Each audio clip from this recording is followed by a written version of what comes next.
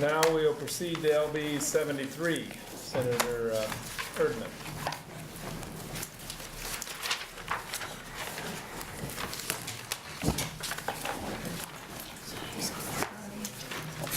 Thank you, Senator Groney. The Education Committee. My name is Steve Erdman, Steverdman. I represent Legislative District 47, 10 counties in the Nebraska Panhandle.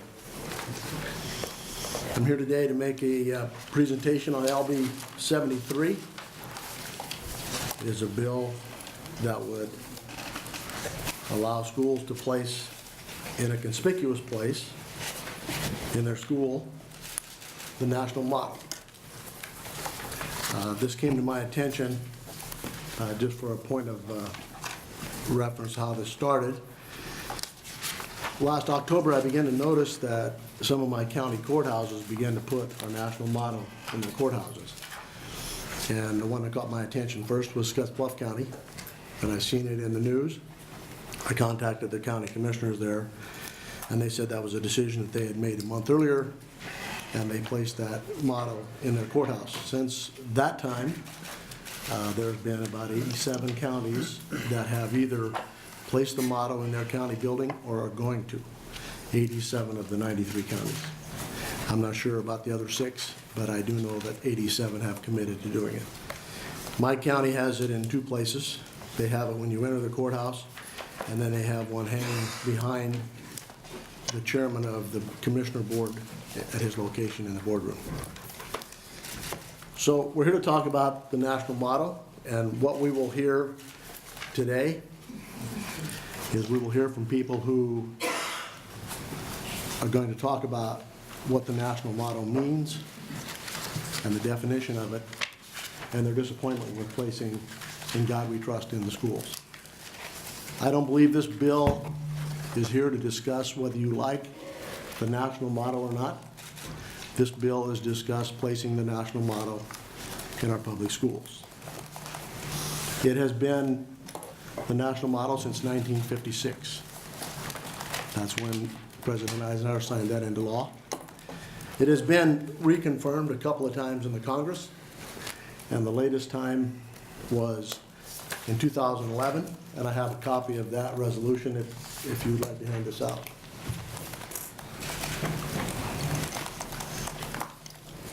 Thank you. So that phrase is found also in the 4th verse of our Star Spangled Banner. So in 1812, when Francis Scott Key wrote our Star Spangled Banner, he included that in the 4th verse. "In God is our trust." The courts have ruled on several occasions, the courts have ruled that this is not a religious statement. This is not a statement of forming a national religion. This is the national motto. That phrase, "In God We Trust," first appeared on our money in 1864. So the first paper money we had that was printed with "In God We Trust" was 1957, after President Eisenhower signed that into law as the national motto. The national motto was reaffirmed, as I said, in 2002 and again in 2011. And the document that I just passed out to you shows that national motto, and I'll read it to you, reaffirming "In God We Trust" as the official motto of the United States, and supporting and encouraging the display of the national motto in all public buildings, public schools, and other government institutions. And so it has been challenged by several people that the national motto should not appear on our money, that it is a religious statement. Those are not true statements according to the courts. You will hear today from people who oppose this because it says "In God We Trust." I don't believe we're here today to talk about the meaning of the national motto. What we're here to talk about today is placing the national motto in public schools. And that's exactly what "In God We Trust" is. It is the national motto. So you will hear from lawyers and other people who will share their opinion about what the national motto is and how it should be a separation of church and state. This is absolutely nothing about that. What it is we're talking about placing the national motto in our public schools. As we have moved on in education in the last 25 years, things have changed. And I'll give you an example. When I first became a school board member for the second time at the second district that I was associated with, we had an educational briefing for all school board members. And they were going to begin teaching multiculturalism. And at that point, in that training session, I asked the moderator, why don't we teach American culture? Because you see, Senator Chambers will many times state that we're more divided now than we've ever been. And I contend that's because we've been teaching multiculturalism and not Americanism, and not that we are one. I think this is an opportunity for us to address the issue of patriotism and other things that brought this great country to where we are today. And so a careful review of the State of the Union, as we see someone making a State of the Union presentation above the Speaker's position in Congress, the national motto is there. Nearly 100 of the members of Congress have that motto hanging in their offices in D.C. 600 cities, counties, counties, or public buildings have already placed the national motto in place. So we have seen many challenges in the court system about what the national motto is, and it is not a religious statement. It's a secular statement about our national motto. So one of the things that I looked up this morning is Rule 10. And Rule 10 was put in place by the Board of Education back in probably 2012. And I'll hand this out to you when you get a chance.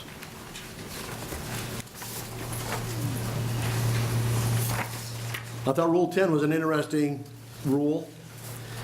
I had an opportunity in December to speak to the school in Baird, my home school district. And before the assembly started that morning, the superintendent said, students, we're going to begin this day like we do any other day.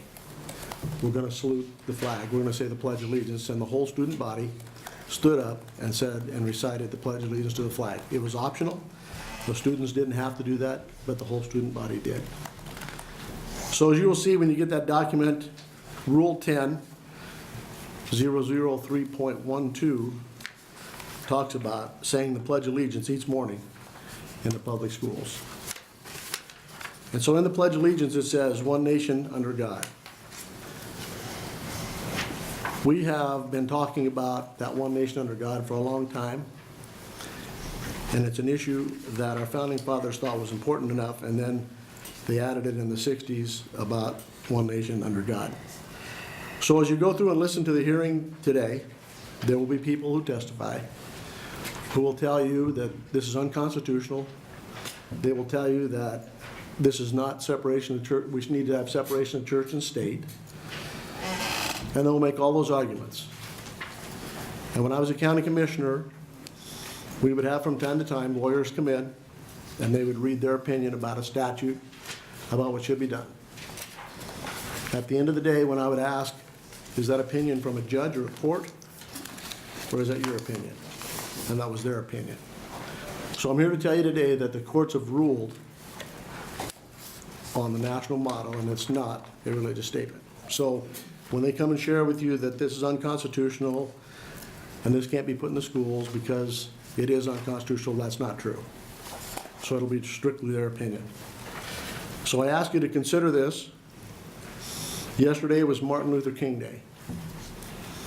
And I appreciated what Dr. King did for this nation and for our country. But I remember a person 120, 30 years ago that made a difference, Frederick Douglass. Frederick Douglass was a black man who escaped from slavery, who became an advisor to Abraham Lincoln. And Frederick Douglass made a lot of quotes, and I've read several of those this last couple of days. But one of the quotes that he made, he said, I'm looking for justice, simple justice for everyone.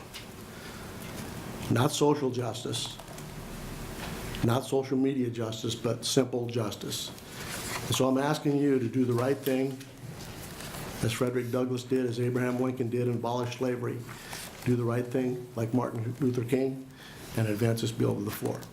Thank you.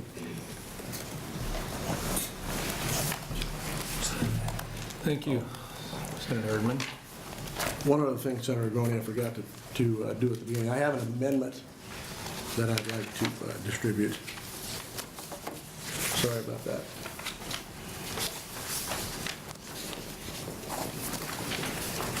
Pages? You want to distribute this?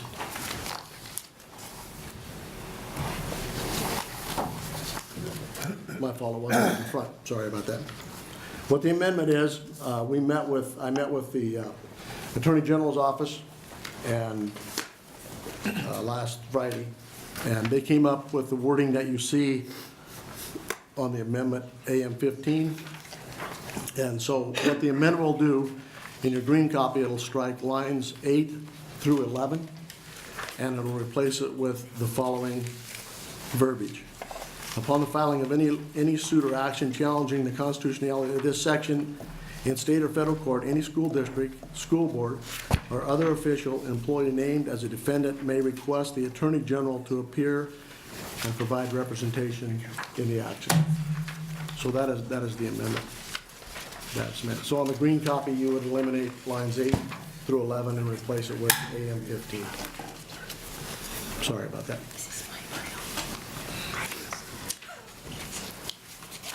Any questions? Are you finished? Any questions from the committee? Senator Klowski? Thank you, Mr. Chairman. Senator Erdman, one of the words you used early in your presentation, I want to make sure I'm understanding where you're coming from. Were you asking for this to be allowed or required? Required. In schools? Required, sir. You used the word allowed, not required. The But bill says you're it- saying it should be required. Yeah, that's correct. Any other questions? Senator Panzine Brooks? Thank you for coming, Senator Thank Erdman. you.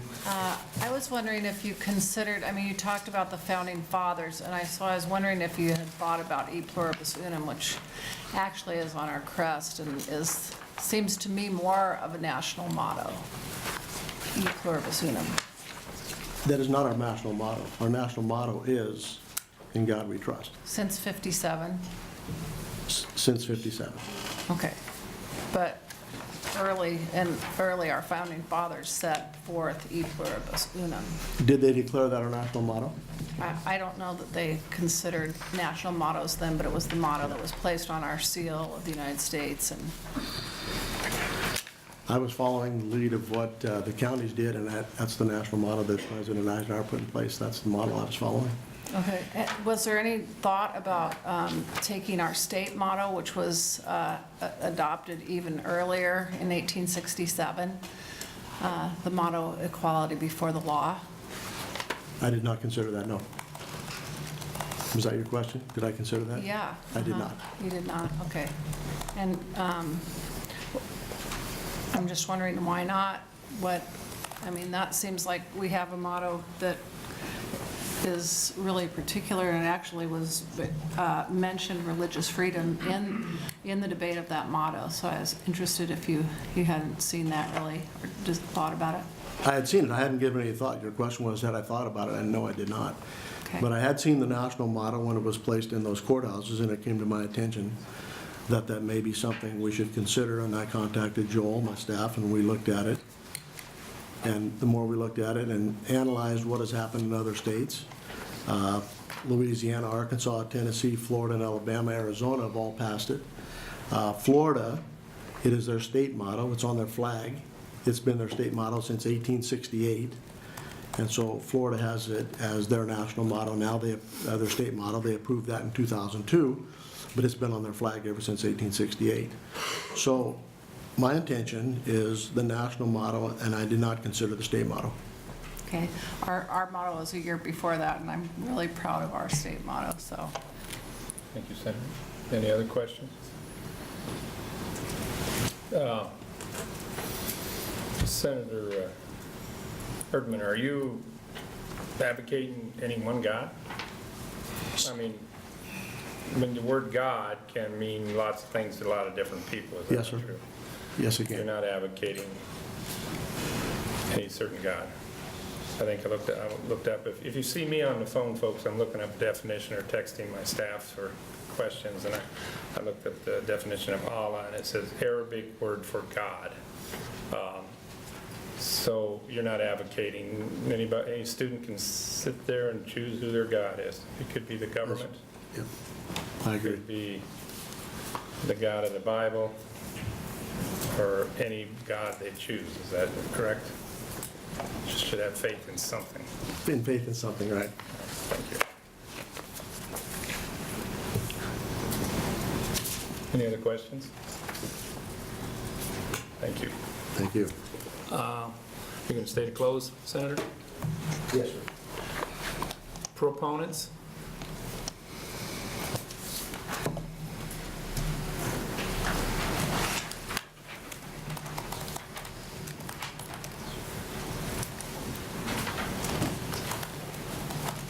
Hello, Senators. My name is Zachary Wahabchi, C-A-C-H-A-R-Y, W-A-H-A-B-C-H-E-E-K. I'm a student at the University of Nebraska-Lincoln, and I am here advocating LP 73. Senator, on a quick side note, as a practicing Muslim, I can let you know that Allah means God in the common noun sense of the word. So in any religion, Allah would be the God of that religion. How do I say this? In my opinion, our governmental system was built off a sense of distrust.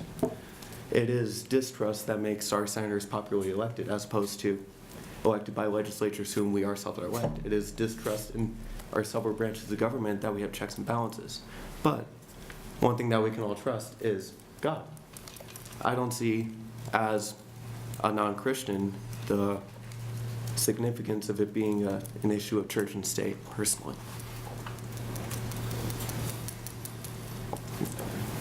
Are you? Yes, sir. done? That was it for me. Thank you. Questions from the committee? Could you spell his name again? I'm sorry.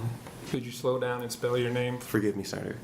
Zachary, Z-A-C-H-A-R-Y, Wahab, W-A-H-A-B, Cheek, C-H-E-E-K. Something like that.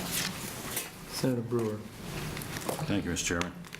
Well, first off, thanks for taking the time and having the courage to come up and present. That's what makes these hearings special, is when we hear from those who we don't normally get a chance to hear from. Thank you, sir. I'm going to, I guess, just keep this fairly basic. Do you believe that these unalienable rights, these rights, do they come from God or do they come from man? Governments. I believe they come from man indirectly through God. Can you clarify that a little? Just We believe these rights to be evident that all men are created equal, that they're endowed by their Creator with certain inalienable rights. Among these rights are life, liberty, and the pursuit of happiness. if your mission was to impress me, you just did it.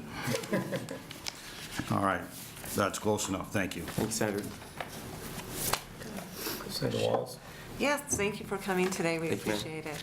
So you said you're a proponent. Yes, ma'am. Can you just give me some reasons why you are a proponent of this? I'm a proponent because I personally do not see the issue of it being an issue of church and state. Even though it was passed by Congress in 1956, made law in 1957, our national motto, that does not, or how do I say this? The fact that we have had other mottos, respectively, Senator Passing Brooks, before that does not illegitimize the fact that in 1956, an act of Congress did define our national motto as "In God We Trust." I don't see any legal reasoning against this. I don't see why this is not compliance with the federal government's acts. All right, thank you. Thank you, ma'am. Any other questions? Could you see why anybody would be offended? Hypothetically, I suppose so. People could be offended, in my opinion, by the fact that it's not advocating other people's gods. I'm from Elkhorn Public Schools. I'm from Elkhorn, Nebraska. Senator, I just blinked for a second. Excuse me, starting on one hand, we were actually redistricted into Senator Hilkeman's district. On a quick side note, you may remember that 2 years ago, I had the pleasure of meeting you in Miss Whalen's AP United States Government and Politics class at Elkhorn High School. But I'm so sorry, Senator. I blanked on the question. Forgive me. You see why anybody would be offended? Well, I guess I was going to the side note that at Elkhorn Public Schools, we just fired one of the principals of my old elementary school, Manchester Elementary, for barring the use of Christmas, of several secular aspects of Christmas in the classroom. And I suppose that from that standpoint, it seems as if an imposition upon other people who do not necessarily practice Christianity or Catholicism or organized religion for that matter, that it could be seen to them as trampling on their rights. But the fact that this was passed by Congress, that it was in compliance, as Senator Erman was so nice to name, it's Florida's state motto. I don't see how this is. Well, I suppose people answering your question, Senator, forgive me, would be offended by the fact that it would be seemingly proponent of Christianity and organized religion, whereas we are, of course, guaranteed under the First Amendment of the United States Constitution, a nation free to practice whatever religions we so want. I just wondered, because if you don't believe there is such a thing as a God, why would you fear it? That it was there, it's harmless, I would think. But anyway, thank you. Yes, sir. Thank you. Any other questions? We appreciate your effort Thank you, Senators. to come down through the snow and testify. Yes, sir. Any other proponents?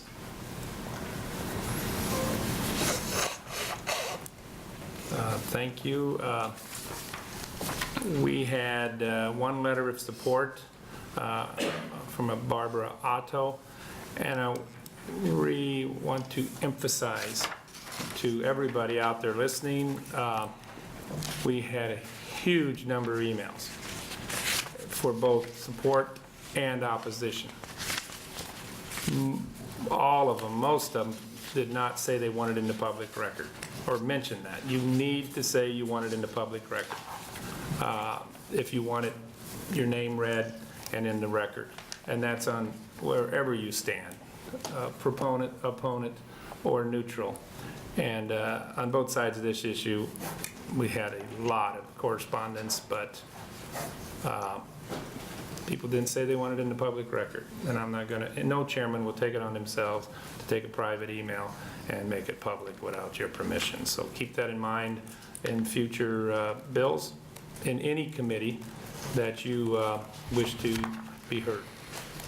So any opponents?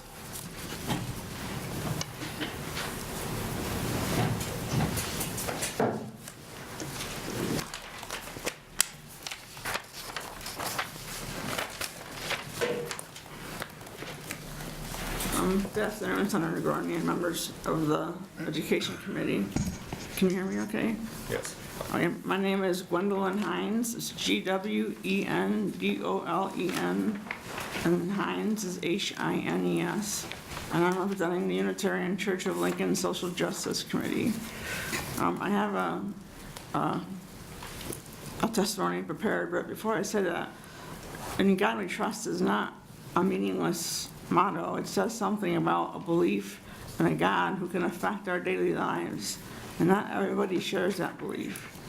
So I am going to talk about the First Amendment, and I'm also going to talk about Thomas Jefferson, because he was somebody who interpreted the First Amendment in a way that the Founding Fathers meant it to be interpreted.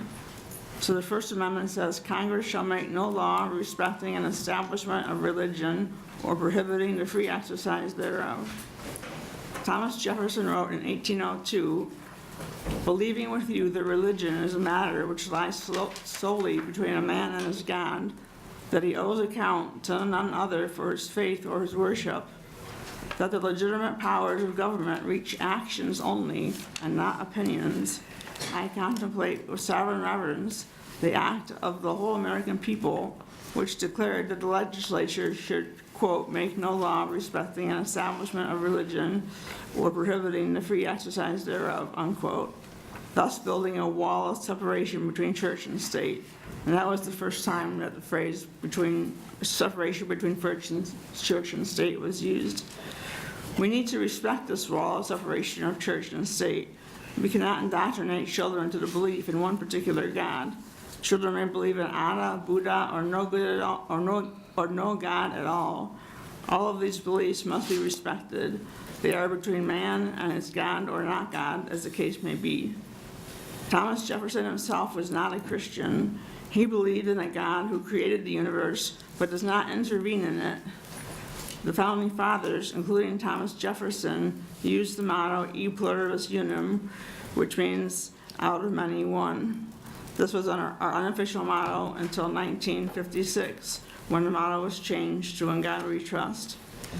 Children should not be daily exposed to and expected to hold sacred the belief that the Christian God affects our daily lives.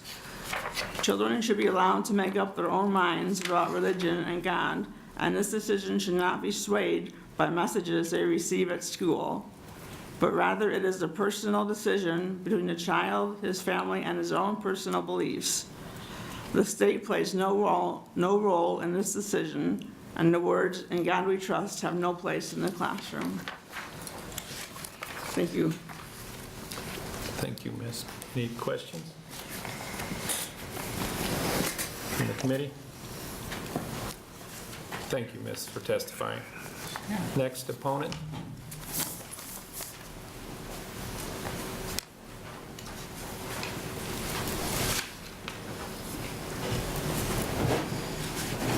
Hello, my name is Robert Way.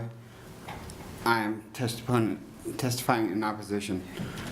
I had a written statement, but several things have happened during the hearing that are going to make me adjust it slightly. First of all, Excuse me, sir, did you spell your name for the record? Robert Way, W-A-Y, like a one-way street. Earlier today, this was going to be my abbreviated portion of what I was going to read. The committee heard testimony on LB 115, LB 6, and LB 122.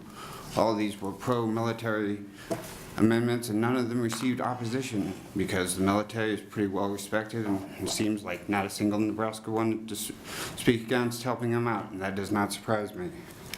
But it does make me think of Corporal Patrick Daniel Tillman, who played football, NFL football, and then he served in the United States Army Rangers, and then he served in Iraq, and then he served in Afghanistan, and he was killed. Sometimes Rangers are killed. We accept that. But when politicians came to his funeral and started talking about how he was with God, his family immediately spoke up and said he was an atheist. He was proud of that belief. He was just as American as anybody else, but he was an atheist. Earlier, one of the senators asked, is this going to be a required or a may bill? I find it interesting that the state would require county boards to make a decision.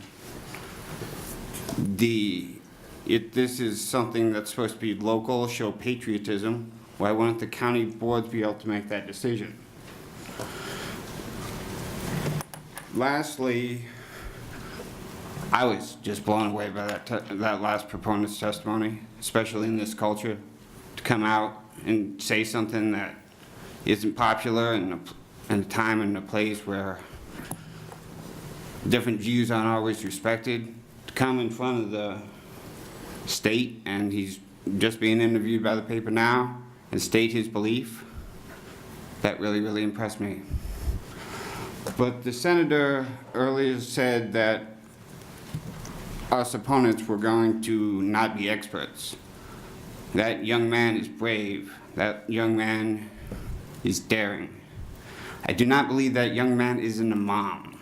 I do not believe he has the right to speak authoritatively on matters of religion. Just like I don't have, even though I went to Catholic school, I don't have the right to speak authoritatively on church doctrine. I can have an opinion, but Senator, when he introduced this legislature and he characterized my statement, my side, before we had any chance to speak on the public record, said he wanted to hear from authorities. Well, if the committee wants to hear authoritatively on that subject, they should seek an authority, not a brave young man. I don't know what happens after we die, and this is what we're really talking about here. That's what this whole question is always about. What we don't know. And that scares us, and some of us comes to different points of view to come to grips with that. I know that Corporal Tillman and certain members of this committee, when we die, we might not know what happens long term, but we get a flag. We get a flag on our coffin because we served in the military. And that flag isn't just for certain members of certain religions. This country isn't for certain members of certain religions. It's for everybody. That's the patriotism I believe. Another senator talked about e pluribus unum. Is that the current national motto? No. Could it be if we voted that way tomorrow? Yes. I think it's a debate that's still happening today, and I think not explain that whole thing and just put one statement in front of the students would not give them a full picture of our thoughts on this matter. I thank you for your time. Any questions in the committee? Senator Brewer? Thank you, Mr. Chairman. Well, you do know how to hit hot buttons with me. I'll start off with the issue of Pat Tillman. He was a friend. I stood on the parade field with him. So tread lightly on how you address him, because I think there's a lot about Pat Tillman you haven't brought up here. But to the point, do you believe we should change the Constitution and the Declaration of Independence? The use of God is right there. So where do we start on this? What's going to make you happy with the current use of the word God? Senator, I decided I had the authority to speak on that because of his clearly expressed beliefs and the fact that I used to be a member of the 75th Ranger Regiment. So that's why I felt that it was proper to bring him up. I don't know, Senator. I think this is, like I said, one of the most complex issues in front of us. And now you're taking one of the most complex issues in front of us, and you've taken one statement on every wall like there's not a debate. Okay, but what is your burning issue with using that statement? Well, I would say the burning issue is it's being required by the state legislatures. It's not may, it's must.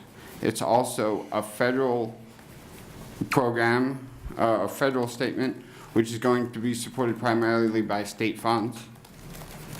So that's another thing that doesn't make sense to me, and we often talk about if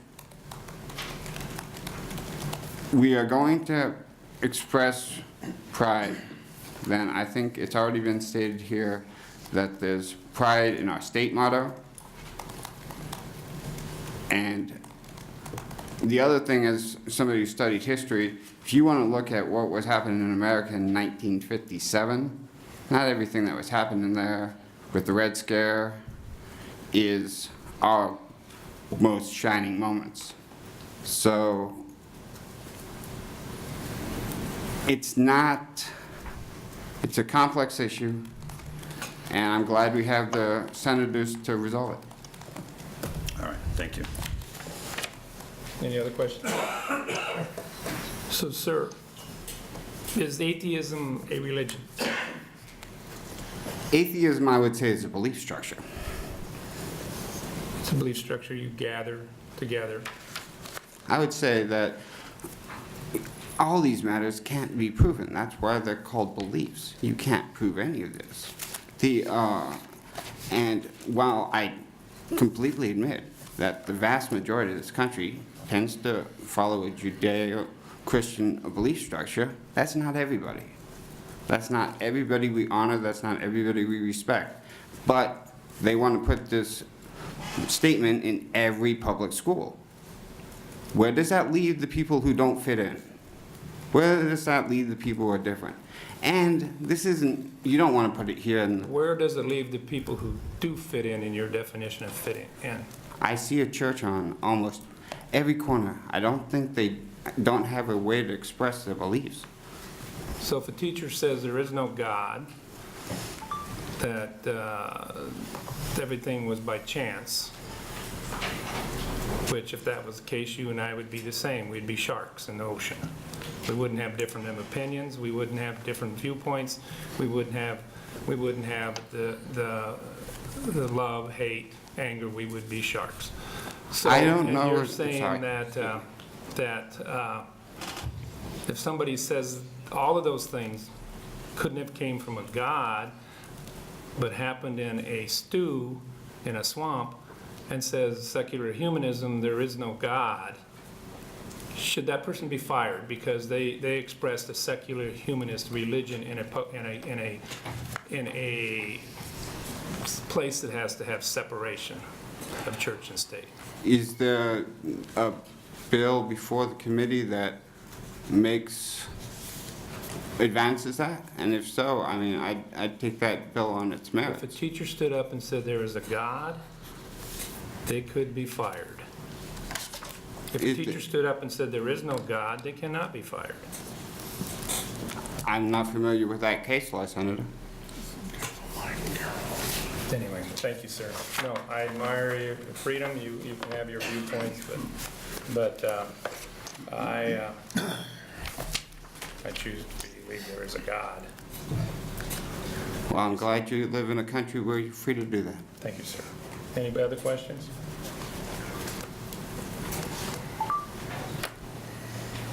Any other proponents, or opponents, excuse me, we're on opponents. If you could you sit up on the front row if you're thinking of testifying, because then we don't have this competition, and this young lady over here would be next, because she was, Actually, I was here before her, so. thank you, miss. Hello, my name is Marianne Williams. It's Marrianne, Williams, Williams. I am from Lincoln, Nebraska, LD 29. And I have a visual impairment, so I'm going to be reading this off a very large text, if you don't mind. Take your time. I've come to speak today against this bill because I believe in God and because I'm a patriot. As a patriot, I look to our Constitution and its authors for direction in these matters, as they were very clear in their intentions. Sorry, I'm very nervous. John Adams said the government of the United States is not, in any sense, founded in the Christian religion. I read a reply from Senator Brewer to one of his constituents yesterday claiming that the word God appears many times in our Constitution. That is incorrect. The word God does not appear even once in our Constitution. In fact, the founders did not express any role for God at all in our government within the text of the Declaration of Independence, the Articles of the Confederation, the Federalist Papers, or our Constitution. It's easy to understand why they would have purposely left God and religion out of their new government. Thomas Jefferson and our founding fathers were very learned people. They knew the history of Great Britain and the barbarism that ensued when government and religion were mixed. Henry VIII was a Catholic monarch until Rome refused to grant him a divorce, causing him to create his own church, the Protestant Church of England. He declared the nation Protestant and killed the Catholics. Mary Tudor, Bloody Mary, who took the throne next, was a Catholic, and then when she claimed the throne, she burned the Protestants. When Mary died, the Elizabeth I, a Protestant, became queen and subsequently condemned the Catholics. Our founders were very careful to establish a government free from religious ties to ensure the madness of monarchs and religion would not be repeated here in America. This did not establish they did not establish the national motto, "In God We Trust." In fact, the motto didn't replace E Pluribus Unum until 1956, as was said before. So there's nothing spectacularly patriotic about "In God We Trust," having not been a prevalent factor in our founding documents. Senator Erdman told the Journal-Star that God should be put back into our schools. He went on to say that this bill doesn't do that, but I believe it does. I also believe it establishes his intent and that it's part of a broader theme of bills geared towards the indoctrination of our children into Christianity and nationalism. As a believer in God and teachings of Christ, I say that it is wrong to force feed religion to anyone, including children. "In God We Trust" is not a positive message for our schools, as it's divisive and excludes all those that believe in no God at all. As an educated society, we should not turn to primitive band-aids to solve the problems of our schools, but rather avail ourselves to the data and science that indicate what actually works. While I am not a judge, and this is merely my opinion, I would remind Senator Erdman that this issue has yet to be challenged in the Supreme Court, and I would submit that it is merely his opinion that it is immune to future challenges. Thank you for letting me be here today. Thank you, Miss. Any questions from the committee? Thank you, Miss. Thank you. Next, a proponent.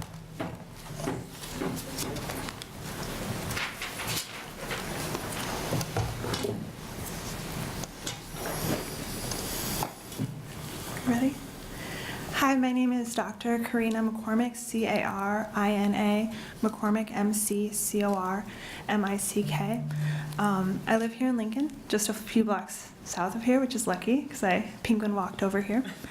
Now, this is a very controversial bill, but I don't actually want to talk about any of that God stuff. I come from a more boring aspect. I said my name is Dr. Karina McCormick. My PhD is actually in educational research, educational policy, and accountability testing. And so I have a different perspective in that I was really impressed by Nebraska's commitment to local control of schools. Most of you probably remember that Nebraska was one of the last states to adopt statewide testing. I actually do believe it was the very last state to adopt statewide testing. And they were forced kicking and screaming by the federal government after fighting for years because it was so important to this state that we didn't tell schools how to take care of their own education and to limit the federal government or state government control of what happens within the school building. This bill is completely opposite of that. It is shocking that the same state that would fight the federal government about statewide testing would turn around and make a bill that each state must, shall, has to put this motto up. So I know lots of people are going to talk about the religion aspect, but that's something I really wanted to point out. Section 2 of the bill I have problems with as well, that the school board may accept contributions to defray the cost of implementing this section. Presumably those are going to come from religious groups. I think that's a really tricky area, that we're having religious groups funding our public schools. I think you're opening yourself up to potential legal issues there as well. As you know, there's a lot about state funds not being associated with religion. And you may feel free to jump in if there was an amendment, because I was in the other hearing room about the Attorney General.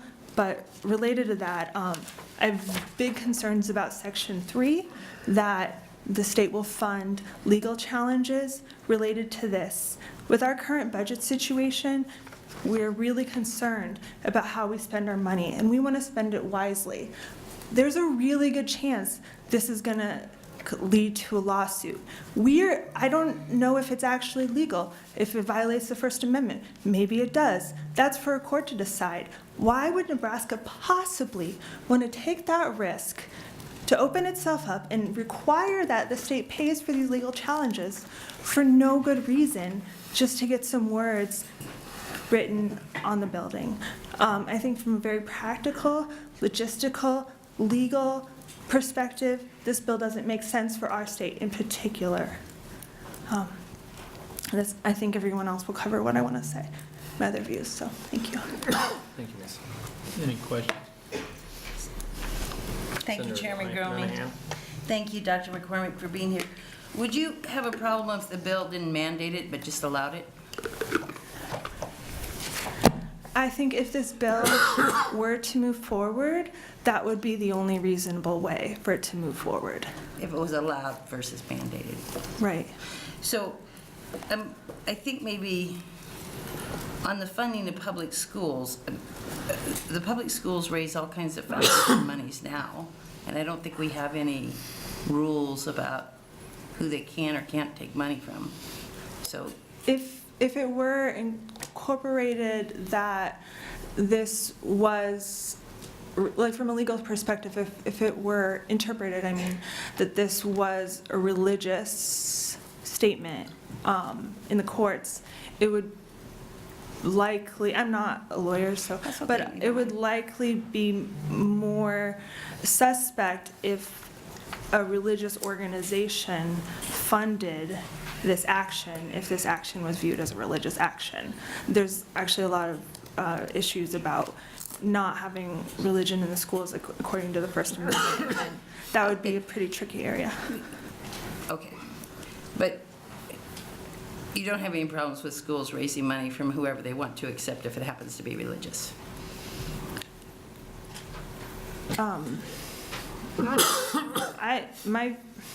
My view is based on my understanding of prior federal, like nationwide law cases related to that. Okay, thank you very much for being here, appreciate it. I'm going to go walk home. Is there any other questions? Senator Brewer? Thank you, Mr. Chairman. I just want to say that it is refreshing when someone comes up and they're focused, and I may not agree with everything you say, but you made it very clear and you were organized. Thank you. You would have no idea that I wasn't even planning on testifying this morning. You did a great job. Thank you. Thank you. Next.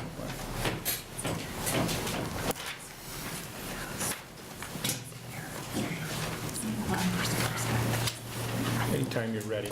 My name is Joseph Couch, Joseph Couch, Chairperson Groney and members of the Education Committee. Thank you for hearing me. I speak today in opposition of LD 73, and I have one simple question for the committee. What makes a motto good? I believe mottos are supposed to inspire people, motivate them, remind them who they are. I tell you that I am inspired, motivated, and I know who I am. I am Joseph Couch. I am an atheist, and I will fight this motto with everything I have, as I would have if I were alive in the 50s. I'm an atheist and an American.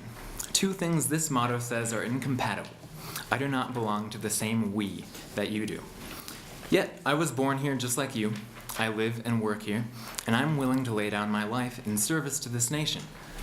But this bill would teach our next generation that my service is worth less because I don't believe in God. But I'm not speaking today solely for myself. I'm speaking for atheists who would be here if they weren't afraid for their livelihoods. That's probably why you saw so many emails that weren't requested for public record. If they were public, their families would kick them out onto the streets. While we aren't Saudi Arabia, who punishes atheism with death, in America, there are consequences for being an atheist. It ranges from social ostracization to abuse or homelessness. But it's not just atheists like me who this bill helps alienate. It's the 43% of Americans who believe in something other than God. Should a motto that, and by the way, if this has been distributed, I have my sources cited. Should a motto that alienates almost half our population really be in every school? Each generation is less and less religious. It's been a trend for decades. If you've ever wondered why kids these days aren't as patriotic, maybe it's because you're telling them they aren't American. Senator Erdman will tell you that this is the will of Nebraska, but it isn't. These religious display bills are a nationwide effort to distort the definition of religious freedom and our nation's history. The self-described Christian nationalist group, Project Blitz, wants to turn religious freedom from the shield it was meant to be into a sword to cut down LGBTQ rights and women and reproductive rights. Finally, some of you may be worried that by killing this bill, you'll be called a godless communist in your next election campaign. I have some good news for you. Voters don't care about your religion, they care about your values. And that is midterm polling from 2018. Show you value inclusion, show you value safe educational environments, and for once, show me a government that values me. I've heard it over and over that our nonpartisan unicameral is a special place. And I agree, but its nonpartisanship is supposed to bring us together. This bill is needless and divisive, just as our pledge, with no sense of irony, bifurcates one nation indivisible. And I would be happy to answer every question that you have asked every other testifier. Any questions from the committee?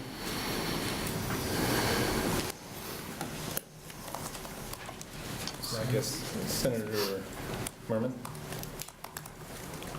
If we wouldn't have any reference in the schools to God, but we teach evolution in our schools and other subjects that dispute that there is a God, aren't we teaching a certain belief system as it refers to God? Senator, people believing in science is not my problem. Science's problems with religion is a religious problem that the church and your priests need to solve themselves. Science itself is secular, it's provable, it belongs in our schools, it's not a religion. Belief and religion, belief can be a little complicated to describe. For instance, like, I believe blue is a color, and that can be shown. We can see the color blue, and we know that it's a color. I can also say, I believe there's a teapot floating in orbit around Mars. I can't prove that. Do those two statements hold the same weight? Certainly not. I can show you the color blue, I can't show you a teapot. So equating anything that we teach in schools to a belief is just not on the same playing field. I'm sorry, I should have thanked you first for your testimony, but thanks a lot for coming. Okay, so if we don't teach a belief system that's provable in schools, evolution takes a lot of faith to believe in evolution. I mean, there's all kinds of things that Charles Darwin said that if they aren't proven, eventually will disprove his theory of evolution. And all of those things have not happened. So it appears that it takes a lot of faith to believe in something such as evolution. I'm not a scientist, Senator, but I believe that everything you just said is false, respectfully. Thank you very much. I'm not a scientist either, but I do think, and I don't see a conflict between science and Christianity. If I may, if you don't see a conflict between science and Christianity, then shouldn't we also see that same non-conflict between our churches and our schools? We have different places for science and Christianity. Why not keep them where they belong? We don't keep what we learn in schools only in schools. Hopefully we put that to use in society. I think the same thing is true of our belief or unbelief in God. I'm sorry, Senator, was that a question? No, just another statement. Okay, we can continue this conversation, but I'd like to let the other senators have some questions. If you have anything more specific for me, I'd love to answer it. Sure, go ahead. Senator Brewer. Thank you, Mr. Chairman. Where to begin? All right.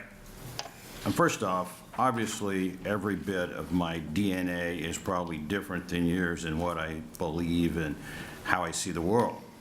But as a part of your opening statement, I just want to make it very clear to you, there's a commander on the battlefields in Afghanistan. I never once ever asked whether someone was an atheist, a Christian, Muslim, or anything else. They wore the same uniform. They were asked to do the mission as given by their higher. And so understand that it chews away at us when we have experts come in and all of a sudden assume that we separate people. We don't. We have a mission to do and we go do it. But with that said, and I'm going to go back to this same question because I think it's very telling. These unalienable rights, do they come from God or do they come from man? They come from man, Senator. And to address your earlier point, I am in the service, and I do think religion does chew at my service. I've been in several formations where I must stand at attention during a prayer. They're allowed to bow their heads, and that erodes the relationship between enlisted and officers. It erodes the chain of command where, sure, we all believe that on the battlefield we will do our duty, and we have confidence that we will. But we also know that some of us are considered less than by our government. Not necessarily my captain or my major, but by my government. And then if I die on the battlefield and they give me my flag, that flag represents a nation whose motto is under God, which I would have fought. The motto itself, this is about schools. I don't want kids thinking, I don't want a kid coming to my funeral, seeing that flag and saying, there died a good Christian. They should know that I am equal. I am an atheist and I am equal. But since there are very few atheists in the courts, there are very few atheists elected, we can't fight it anywhere else. This is the only place I can fight it. Well, I guess all I can say is I hope when they go to my funeral and they see the flag, they just think that I'm a good American. Me too, Senator. Any question? I have one. Just a hypothetical.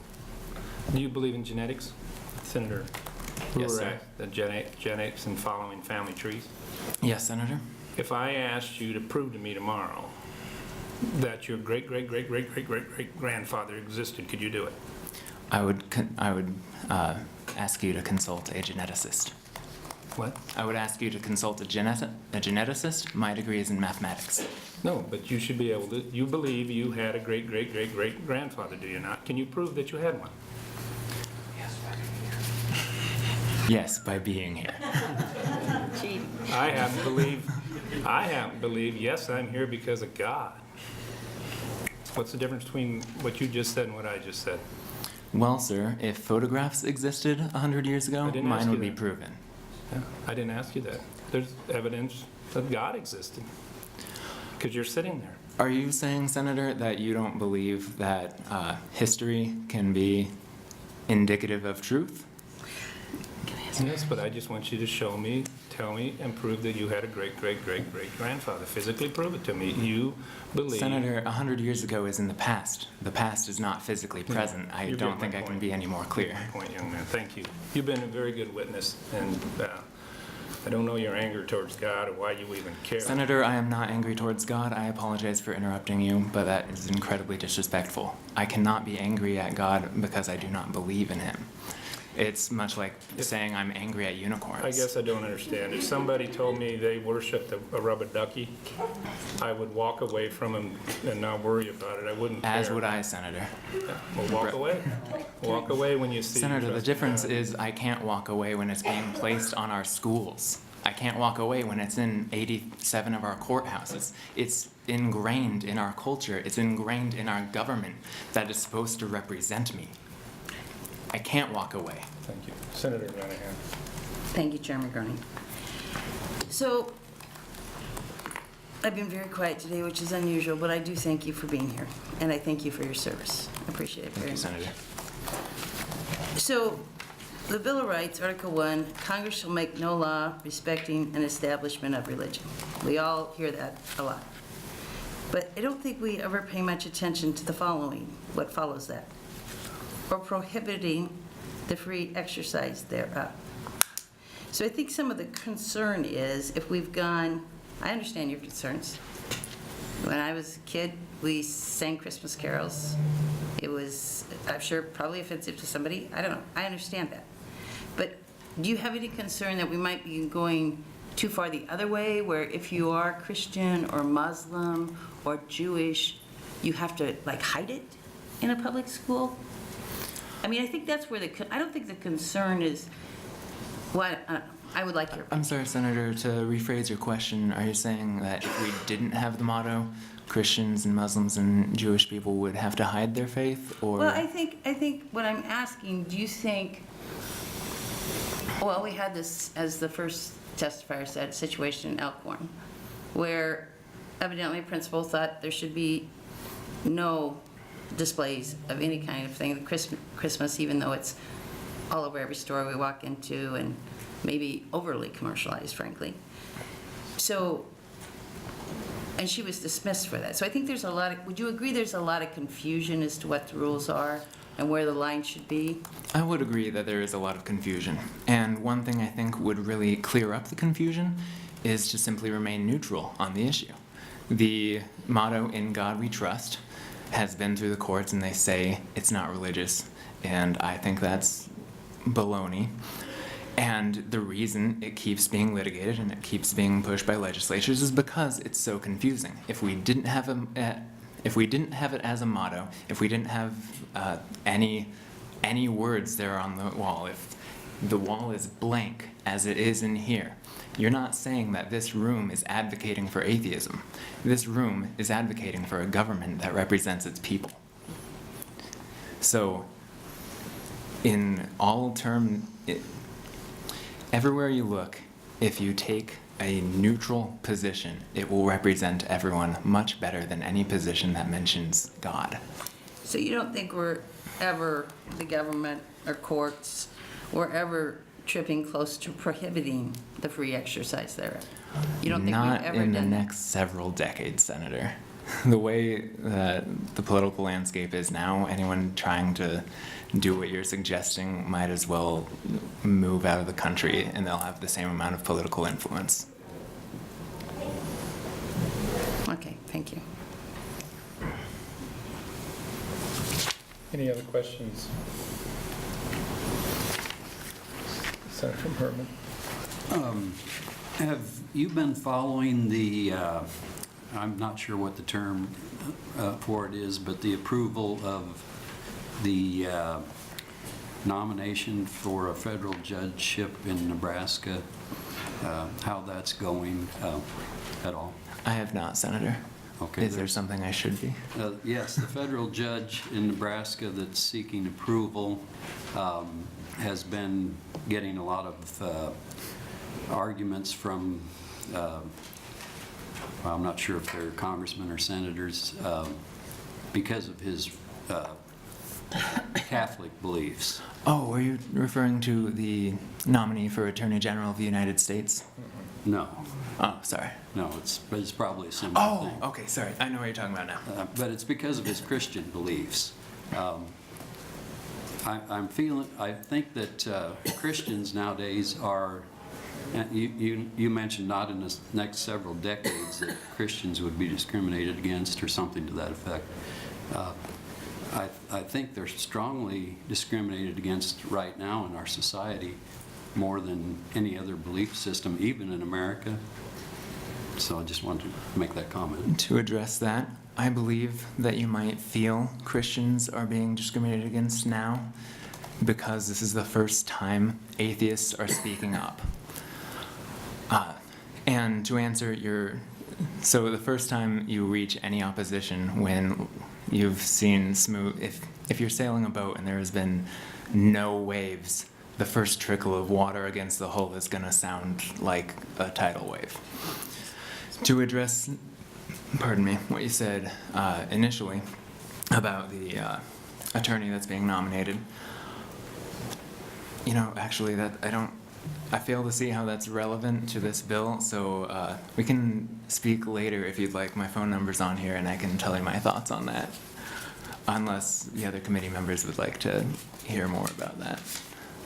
I'm sorry, I'm cutting your questions off more than everyone else's. I would be happy to answer it if we'd Thank you, like. but that's fine. He said it was more of a statement than a question. But thank you. Is there any other questions? Thank you, young man. You've handled Thank you for your yourself time. well. Thank you. Next.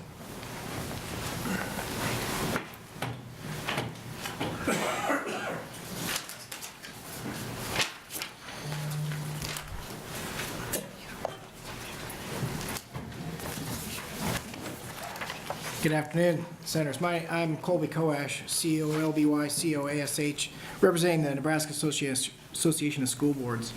My testimony today is not around the words indicated in the bill, nor their value to students or church and state or the Constitution, anything along those lines. My comments are more practical in nature and illustrate where school board members land on issues such as these, and in relation to this bill, we really come down on three main issues. One is clarity. I've taken several calls from school board members across the state saying, if this bill were to become law, how big of a sign? Where does it need to be posted?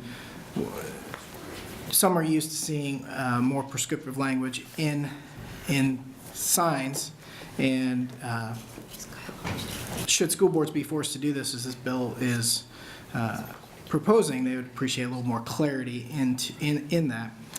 The second comment is around the cost. While you certainly can already take donations, and many schools do, there's no guarantee that this is going to be, that any school will be able to raise the amount of funds needed to do this, and so it does fall under an unfunded mandate banner that there would be concern with. But finally, this was really an issue of local control. As Senator Urban mentioned earlier, there are lots of counties who have decided to do this. They didn't need statutory authority to do it. They did it at their local county level. They decided this was good for their courthouses, and they did that. And there are probably some school boards across the state who would like to do this as well. But as an organization, we feel that decision should be left to those local school boards. And then if it were left to them, if it were discretionary on their part, then they could decide, do we need to raise the funds? How many do we need to raise? How much do we need to raise? They could decide where the sign needs to be, how many there needs to be to meet the needs of what they feel are important for their students in their district. So I will leave it at that. Thank you for your time. Questions? Senator Monahan? Thank you, Chairman Groney. Thank you, Senator Coash, for being here. I appreciate the school board's input. Do the school boards feel like they could put up that sign now if they wanted to? I think they do. I'm not aware of any schools that have done this, and I know that of school boards who would like to, they certainly would appreciate the statutory authority to do that, but they would resist the mandate to do so. So you don't know any of the 244 public schools. Do you know if any of them have it on their walls now? I don't believe that they do. So that would kind of tell me maybe they don't. My guess Probably is feel very comfortable doing that. when a school board works through an issue like this, they're probably contacting their attorney, and they're saying, hey, is this we want to do this? Does this make sense? And their counsel may or may not say it's a good idea. Like I said, I'm not aware of any school board who's made this decision, but I do know that there are school boards who would appreciate the statutory permission to do it, but again, would not want to have to do it as prescribed in this bill. Thank you very much for being here. Yeah, Senator Pansy Brooks? Thank you. Thank you for coming, Senator Coash. So if what was it, 88, I can't, my computer lost part of what I had been typing, but a great proportion of the counties have done it. So wouldn't that give an indication to the schools that they too could do it? I mean, if the counties have determined that they can do it, then it seems to me that the schools could thereby follow suit and do it if they choose to. I would think that would be logical. I would understand any school board who would be hesitant to do that. But again, those are local decisions at the local level that they can have those conversations with their citizens, with their own council, their students and their parents, and they can make the decision if that's a risk they want to take and endeavor that they want to fund. and move forward from there. Well, when you're talking to your school boards, remind them about our fabulous state motto, I will do that. and that they could use that really wonderful motto that came first in 1867. Thank you. Any other questions? Senator Merman. No, I'd just like to make a comment. I was on a school board, and all our superintendent had to do was mention possible lawsuit, and we quit discussing whatever we were talking about. Right. And your school board, as most do, probably had an of-council attorney who would help them make that decision and weigh the risk, right, of whether or not it was worth it or not. Therefore, if this law said it was discretionary, that might give some cover to those school boards who feel that this would be a good thing for their districts. Questions? So you're saying if Senator Erdman would agree to amend it to get it started by putting may instead of shall, you would probably be... There'd be no opposition from the school boards, because the other two issues would be also addressed, right? Because if it's discretionary, they could decide if they wanted to fund it. It wouldn't be an unfunded mandate. They just would be able to decide if they wanted to do bake sales and raise the money, take donations, or just take it out of their budget. That'd be their decision at that level. And with regard to the clarity issue that I mentioned, they could decide we want to put one sign up for our building or one sign above every door in our building. They could make that decision at that level. Because the courts have ruled that that's not a religious statement. Yeah, I think, there's, obviously the counties are doing it. And so, in a very similar way, this is not unlike what they've done. And I think with regard to this particular issue, it does seem to be settled law in that regard. And would you think that Senator Panton Brooks' equality under the law would fit on a courthouse better than a school? Possibly. And thank you. Any other questions? Thanks for your time. Next opponent.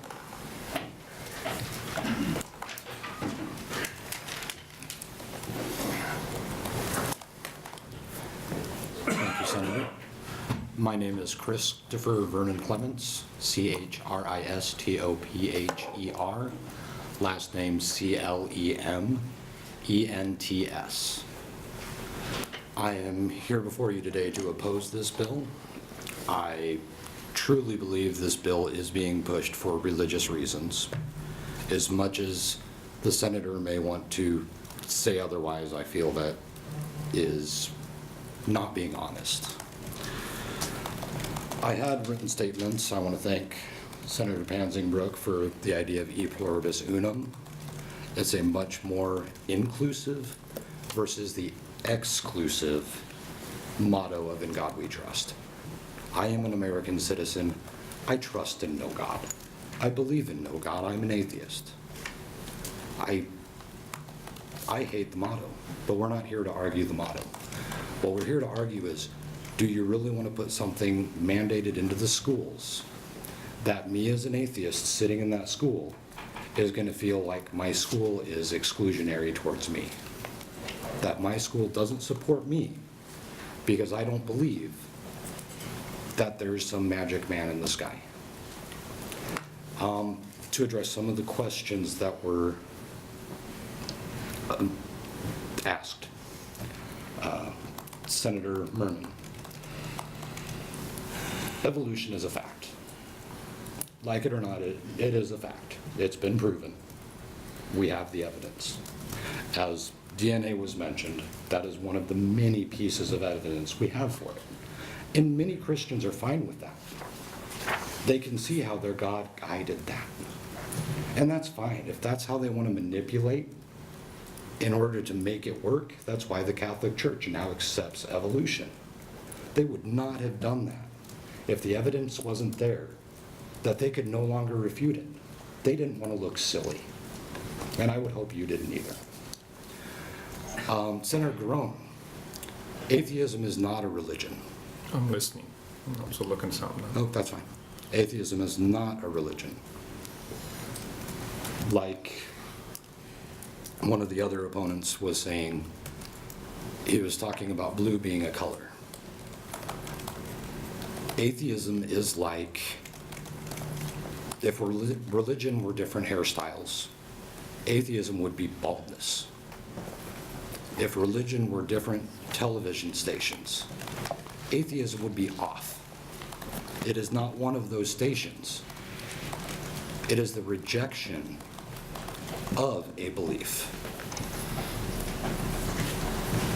If you come to me and you say there is a God, and I say I don't believe that, that is atheism.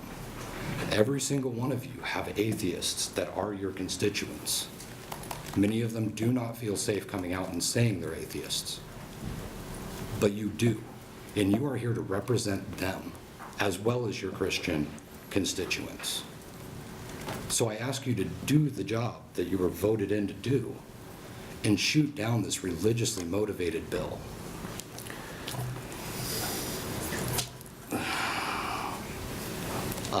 Senator Groen, I noticed earlier that you said you had allowed some testimony from the military bills that were put in late. I wonder why you gave that, why you did that for them, but you didn't do that for this. I told Senator Blood this would happen. This was an... It's a fair question, is it not? She had a testifier coming down, and it was going to verbally present it, but because of the roads, she was not able to show up. And I said, in this instance, if you could get it, you could present it for her or just have her send it to us. And that was, it was an exception I probably shouldn't have made, but I did it for the sponsor of the bill who had lined up as a testifier. And that's, I only allowed it on that one individual. And it never showed up anyway because we didn't get it done. But I knew it would happen, and I'm glad you caught that. I've learned a lesson. It will not happen again. All right. Even Thank though you so how much. nice the senator is to me about asking for a favor. I appreciate that. I just, everything should be done fairly. It's amazing that you did that, sir, because I told her, watch. And you bring up the weather. I would like to point out the fact that even though the weather is as bad as it is outside, this room is a third of the way full of people who came for this bill and this bill alone, to oppose it, not to support it. That tells you the will of Nebraska. That tells you the will of the people is not with this. I'm open for questions. Any questions? Senator Merman. Oh, thanks a lot for coming to testify. I appreciate you doing that. I've just got to not argue, but go against what you said about evolution. You know, if evolution was true, there would be transitional forms like in the fossil record. You know, we've got Could I respond to that? yeah, I'll give you a chance when I get done. Okay. Each group of fossils, and then there's no in-between groups. Just goes from one to the other, different types, and same way with the different species. There's, you know, distinct species, and doesn't seem to be any, you know, at times scientists thought they found different forms that are in between species, but it never seemed to work out. You know, they were always some kind of put together record in the fossil. And also some of the late, like you mentioned DNA, some of the latest research on DNA seems to indicate that not only humans but also others, and also animals and other species, the DNA seems to indicate that it goes back to one male and one female, that the origination of both human beings and different species of animals. I wish I could be more specific on what that study is, but go ahead. That's just the comments I want to make. Basically, you're using the missing links argument. The problem with that is we have found over and over and over and over missing links. But every time one of those is found, what you say is, instead of, oh, hey, thank you, you found the missing link, you say, aha, you made 2 missing links. It's not honest. You have not studied evolution. It's apparent. And I would hope that you would want to be more educated in it, because it is how we came to be who we are. As I said, you can believe that your God guided from the puddle of mud, or however people want to describe the first life, which we don't know how the first life began. We've got some hypotheses, but they are not theories. But evolution is a scientific theory, just as gravity is a scientific theory. It is the best explanation we currently have. Okay, John? Well, I'd just like to add a little bit to that. Also, the platypus would be a good example of an animal that holds several We just don't want to get into the debate about atheism versus... Well, I'd just like But to if you make want to, go one ahead. more comment, if that's possible.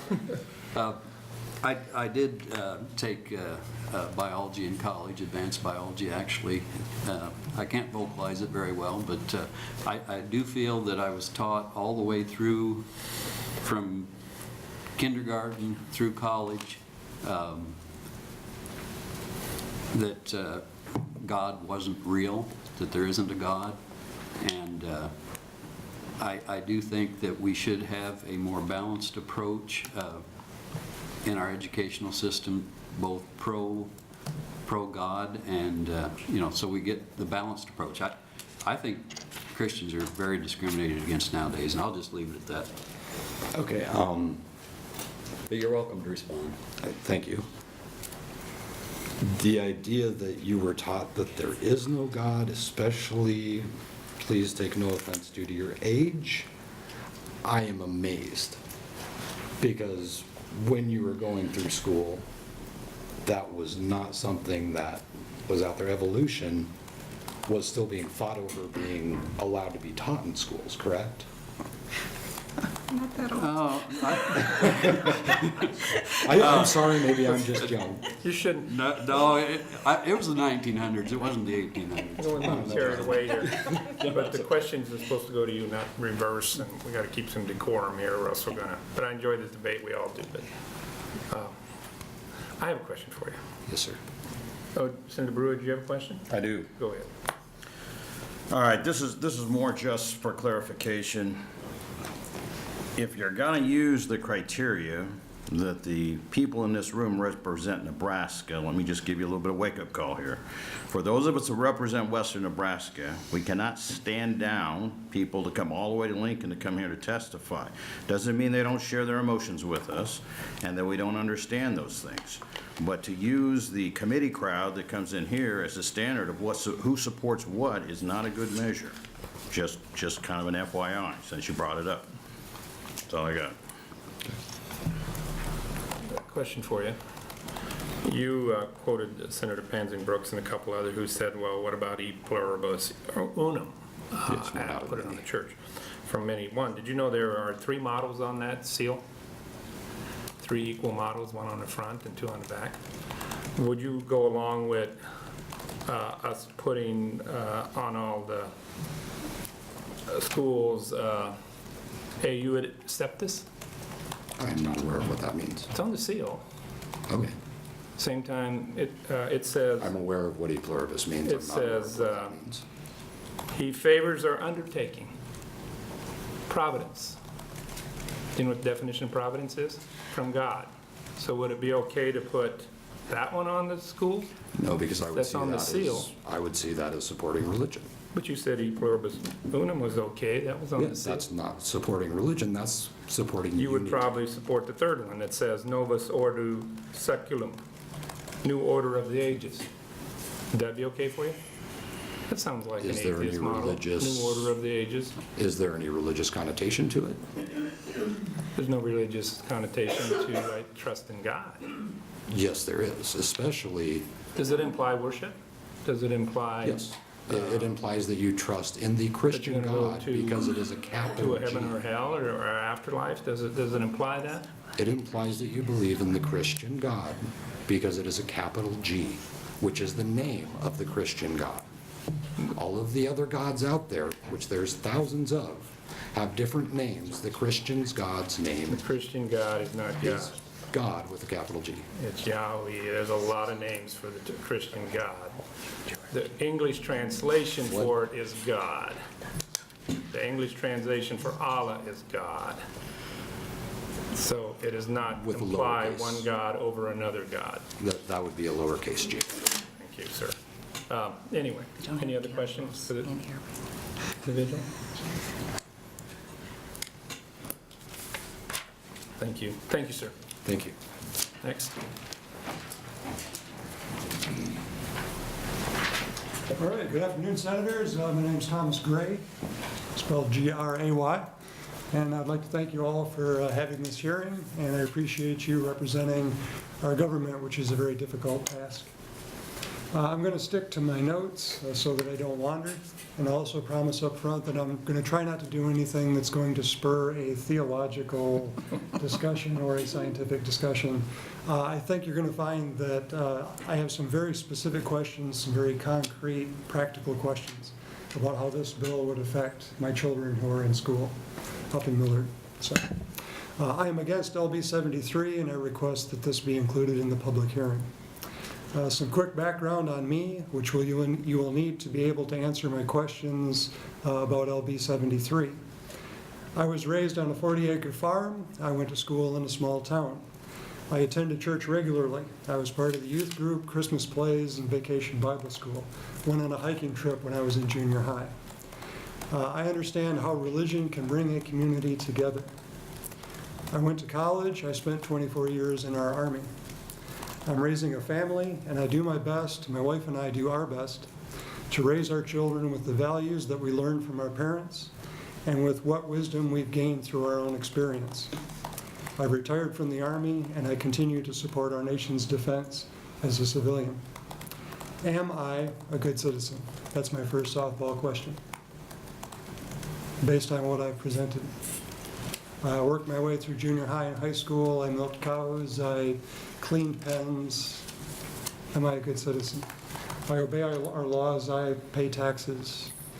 I think I share most of your values. I think we're all here today working in good faith. I think that we all want to do the best thing, do the right thing, if we can figure out what that is. All right, hearing no one protesting, I'll assume that I'm a good citizen. Now to LB 73, which would mandate that our national motto be posted in our children's classrooms. Senator Erdman states that the purpose of this bill is to put God back in our schools. I took that from his unicameral website.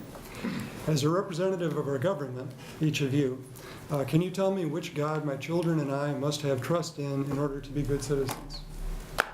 I think this is a very practical, concrete question. In God we trust. We are the citizens of the United States.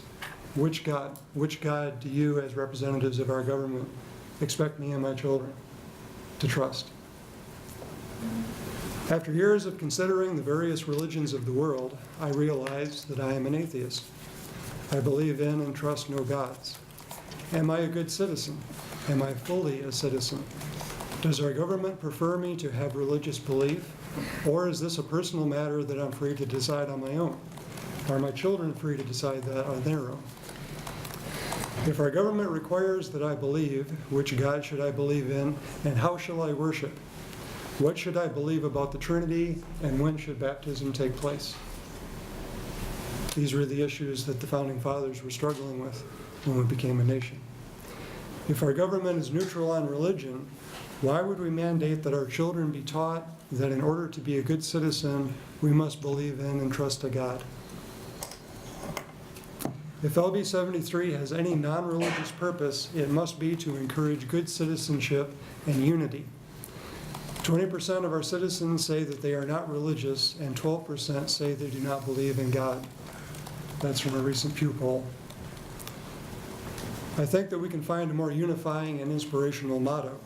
Liberty and justice for all comes to mind, and I like the Nebraska motto as well. The Supreme Court decided that In God We Trust has nothing whatsoever to do with the establishment of religion. Its use is of patriotic or ceremonial character and bears no true resemblance to a governmental sponsorship of a religious exercise. That was a quote from their statement. This is a finely worded statement which stops short of saying that the motto has no religious significance. It has significance to me, and it certainly has significance to those who believe that our entire culture, including our government, must come under the dominion of their God.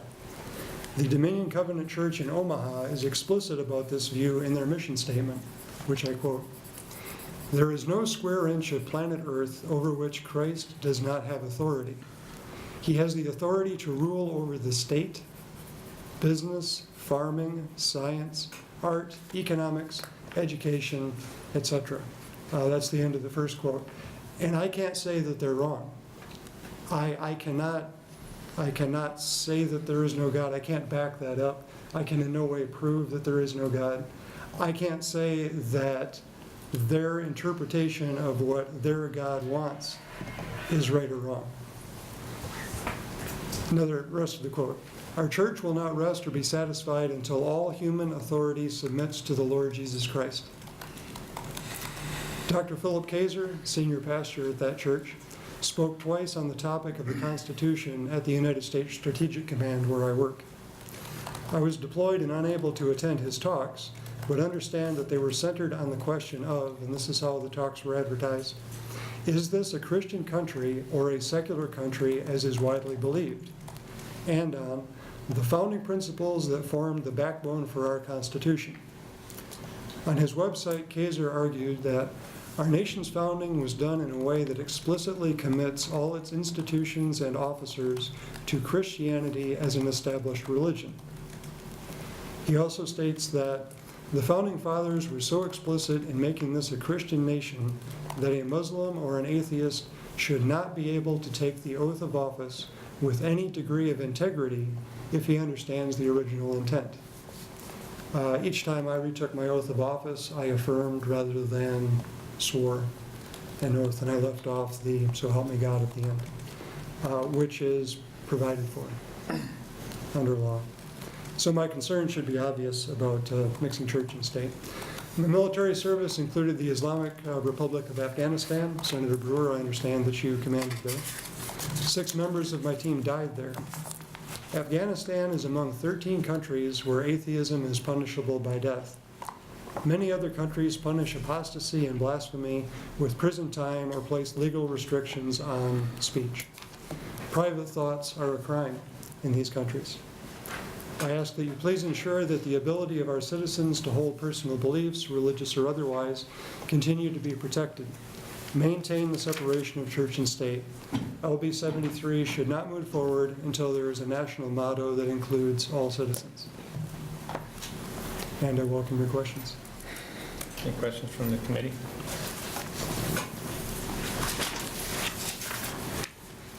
Do you, your kids go to public school? They do. They went to Catholic school previously. Good. Good education. It was. The previous testifier said that there's no word God in the founding documents, word God. That's not true. In the Declaration of Independence, and when in the course of human events it becomes necessary for one people to dissolve the political bands which have connected them with another, and to assume among the powers of the earth the separate and equal station to which the laws of nature and of nature's God entitle them. Do you object when that's taught to your children? No, I do not. It's a historical document. It was a very important one for its time. I think the historical context of religious beliefs of the Founding Fathers is important in order to understand what it was they wrote and why it was such a groundbreaking, such a radical thing to do. They rejected the idea that leaders were appointed by God. They rejected that the British king was, in some way anointed by God and that they needed to be subservient to him. I understand, because they weren't subservient to man, they were subservient to God, as they understood that, and not the kings. But anyway, it's just wanted to make sure the record would set straight the word God is in the founding documents. Senator Pansy Brooks. Thank you for coming, I appreciate it. I just perked up when you talked about the fact that you say that you affirm, and I do too, because I have a very strong faith. And that faith in Matthew says, do not swear by heaven, or by earth, or by God. So when I swear, when I took the oath of office here, I said, I so affirm, because I feel very strongly that my faith says to do that, so I can understand that. Along with those lines of my faith, it also says not to take the Lord your God's name in vain. And I'm using you, I know you don't necessarily believe this, but I do. And my belief is, and it says that when you take the Lord's name in vain, you are using his name casually or idly. And that is my concern about having "In God We Trust" put up above every school building. Is that an act of faith? If not, we're using that name of God casually or idly, and that is my greatest concern as a person of faith, and a very strong faith in how we would go forward and use this, and how others who do not have my same faith are forced to pretend as if, or assume a relationship with God that I find personal to my own belief, and do not expect that imposition on others when my faith to me is true, and it is derogative to my belief and to my God to have others just acting as if, oh, well, that's what we all believe. So I feel very strongly, and I appreciated it came up because you said the discussion of the word affirm. So thank you. Yeah, I definitely agree with that. Teddy Roosevelt would have very much agreed with that. He's on record being against the idea of having "In God We Trust" on the money, because this is the money that, this is money, this is lucre, this is a very worldly thing, and we're putting the name of someone that we hold sacred on this profane money. Jesus even spoke to that and said, render to Caesar what is Caesar's, but that's another argument in the whole realm of religion, and this harkens me back to another famous Nebraskan having these arguments, William Jennings Bryan. Thank you. Any other questions, Senator Brewer? Thank you, Mr. Chairman. All right, you know how to jump in. I'm MOS or branch? 91 Delta. 91 Delta. Ordinance Court.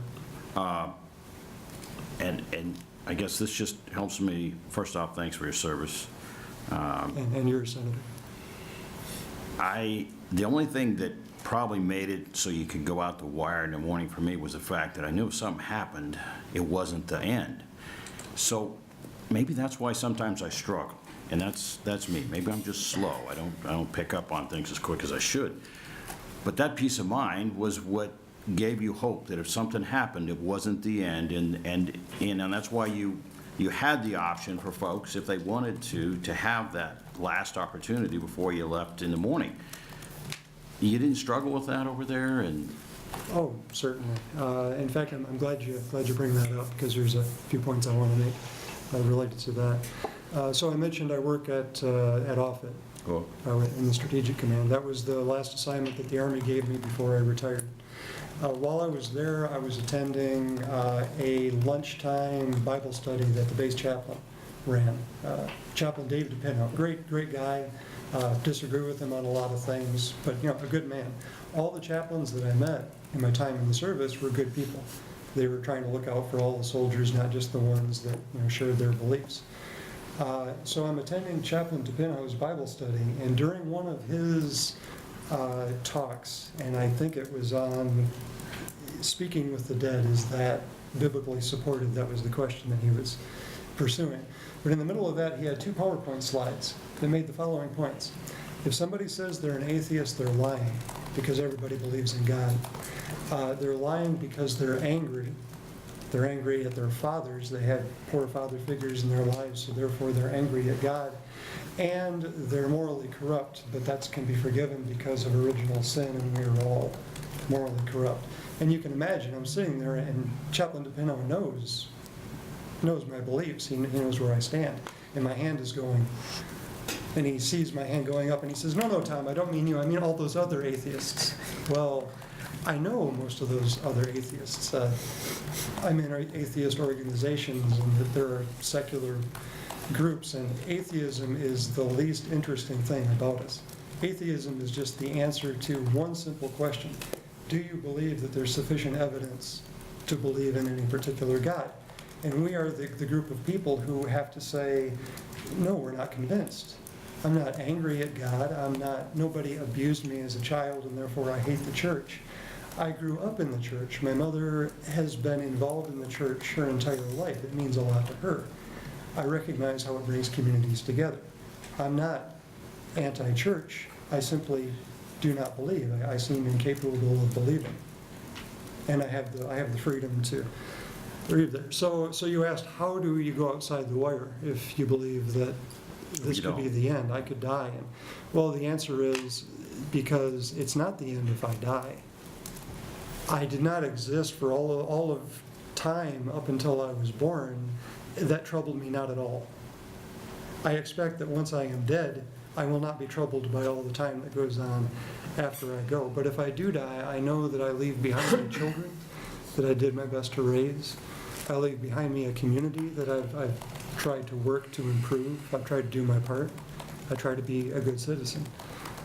We know an incredible amount about the universe. We know about how many things work that our grandparents had no clue about. Gravity waves, for crying out loud. Just in the last couple of years, something that was just hypothesized has been observed. And that is so very exciting. And I could die satisfied to know that somewhere in the universe, intelligence has arisen, however it came to be, that can find some of those answers. To me, that's deeply moving. I do have to read this since I mentioned Offutt Humanists. The chaplain that I mentioned, when I pointed out that, hey, my beliefs aren't supported through the chaplain corps, he helped me create a private organization that operates on Offutt to serve the people for whom the chaplains aren't able to. And so I must read because I mentioned it. Offutt Humanists are a private organization. It is not part of the Department of Defense or any of its components and has no governmental status. And what I mentioned earlier about Dr. Kaiser, who spoke at Stratcom, that all went through the public affairs at Stratcom. All right, well, thank you. I think you've been as open and honest as a human can be. May not agree with you, but I appreciate the fact you come in, and thank you for your service. Thank you. Curious question, sir. So you belong to an organization of atheist humanists, right? My assumption is you never mention the word God when you meet, because you don't believe in it. It often comes up, and I'm happy. Why you don't believe in it? It often comes up not because we're somehow afraid of this God that we're offending by not believing him. It comes up because there's a lot of religiously motivated people out there that are doing bad things. The issues I have with religion are probably the same issues So you sit around and that you talk have with about religion. bad things, people that believe in a God. Westboro Baptist Church. I suspect that you and I agree that the Westboro You keep bringing Baptist up Church. these exceptions to the rule. Your neighbors, are a lot of them Christians? I was raised Methodist. The Methodist Your neighbors Church- where you live now? Yes, A lot of people you work with? yes, great people. Do they put signs and march around with attacking people who are homosexuals? By and large, no. Then by large, I would say by a huge majority. Yes, So why do you bring up the exceptions? because it's the exceptions that I think. I could go to the state pen and interview some prisoners who claim they're atheists and they did horrendous things to their fellow humans. Does that define you? Not at all. Then why do you keep bringing up the exceptions to the rule? Of Christians, Westboro, some general who wrote something, that's the exception. I don't understand the atheists why they wouldn't embrace religion. It's been called the great pacifier of man to keep them in line, the fear of God. You mentioned the Royals, they did it. You keep people in line because they fear the afterlife. They don't want to harm you because one of the tenets is if they harm you, they can end up in hell. We agree, I think, Senator, that religion So certainly why would has the had a atheists use in promote our history. religion? They're smarter than everybody, they don't know, there's no God. Why wouldn't you promote it? Because it protects you. Your neighbors will not harm you because they know if they will be, their afterlife will not exist for them, where they want to go if they harm you, they slander you, they lie about you, they murder you. Wouldn't you promote religion in a society? Because it protects you. The tenets of those Christian religion and Islam and Buddhists preach to accept others, to not harm them. I would think you guys would be big cheerleaders for religion. Thank you, sir. In as much as religions have humanist principles that they follow, I agree. Humanist, is that evolution? Evolution says the strongest survives. I'm afraid I don't have time to, Right, thank but you, sir. I'd be happy to, but I'd like to allow somebody else to come up and make that point. Sir, you've been a very good testifier. Thank you.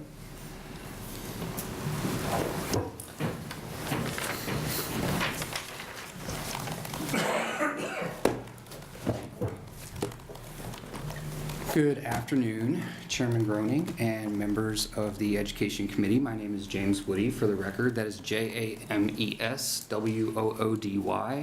I live in Senator Pansing Brooks's district. I spent 8 years in the United States Navy. I was privileged after I separated to get to know a group of guys at an American Legion club here in Nebraska and got to serve on the executive board for that body. I would hope that my patriotism is not called into question. I'm here to offer negative testimony on LB 73 because I believe that it is a waste of time. LB 73 places a mandate on school boards. I appreciated Senator Klosky clearing the record. It doesn't allow school boards, it places a mandate. As Senator Koash mentioned, an unfunded mandate on our school boards. School boards in Nebraska are democratically elected deliberative bodies. LB 73 is a waste of time because if such a democratically elected deliberative body in the form of a school board decided with its due process that it wanted to post such notice as would be required by LB 73, there is no law in this land that would proscribe their authority to effectuate that decision. If there's no law that would proscribe their behavior, then why are we here? I believe other testifiers have talked about Project Blitz, which is why we are here. To put into the record, I would mention that The Guardian had a piece January 14th of this year, 2019. It was titled, "In God We Trust, the Bills the Christian Nationalists Hope Will Protect Religious Freedom," which goes on to describe Project Blitz, provides links and other things to read. My wife and I have prioritized attendance at church every Sunday for the 8 years that we have lived here. This coming spring will be the 7th year that my wife and I have provided labor and organized a church-sponsored community garden. This is what my wife and I believe is our religious liberty. I would share with the committee Galatians 5:22 and 23, "But the fruit of the Spirit is love, joy, peace, forbearance, kindness, goodness, faithfulness, gentleness, and self-control. Against such things there is no law." My wife and I are not spoken for by Project Blitz. We don't feel that our religious liberty is under threat. We believe that our religious liberty is best served when we serve others. In closing, I would mention that I have not seen the amendment. However, if I were a Christian nationalist and I were for this bill, I would very likely be calling Senator Erdman's office furious. Because from what I understand about the amendment is it cuts the golden parachute cords of the AG's excellent legal representation. In the original copy of this bill, I understand that schools that were sued, the AG was mandated to provide representation. And with the amendment change, I believe it sounds like they can apply to have the AG represent them. And so if I were for the bill, I don't think I would be very happy about that. I would be happy to answer any questions from the committee. Any questions? Why the big leap, I've heard it over and over again, between and trust in God to the word Christian? I don't believe I follow the question. You said this Blitz, I never heard of it. Project Blitz was I've described seen in the that emails article. coming in, but they were later. About a Christian nation, what's the word God got to do with? A Christian is Christ. God is God. It can be anything you desire it to be, or any object. History shows objects were gods, golden calves, whatever. Where's this leap to this? It's Christian. Where did this leap? Well, it says trust in God. It doesn't say trust in Christ. Hit? The motto. Motto, in God we trust. Yeah. And so what about the motto? You kept talking about this group about a Christian nationalist. What's Christian nationalist got with in God we trust? It's only one religion of many in the world who have different gods. In the Guardian article that I referenced, Yeah. they mention the words Project Blitz, and Christian nationalism is something that's written about in the media if people But it care isn't to in look this in. bill. It has nothing to do with this bill. Does it? All right, so anyway, I wanted to clear that up. Thank you. Thank you. Thank you for your testimony. Absolutely. Next, please.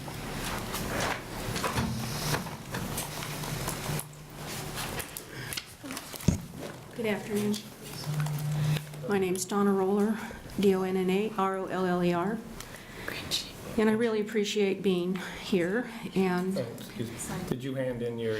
No, I didn't, because I made a lot of hand scratches here, so I'm just going to talk. Because... Would you hand it in after you're done then? I can. All right, thank I just... Because I'm not going to speak entirely to it, but I can hand it in. So... Exactly... Can you at least spell your name, please, for the record? I did, D-O-N-N-A-R-O-L-L-E-R. Okay.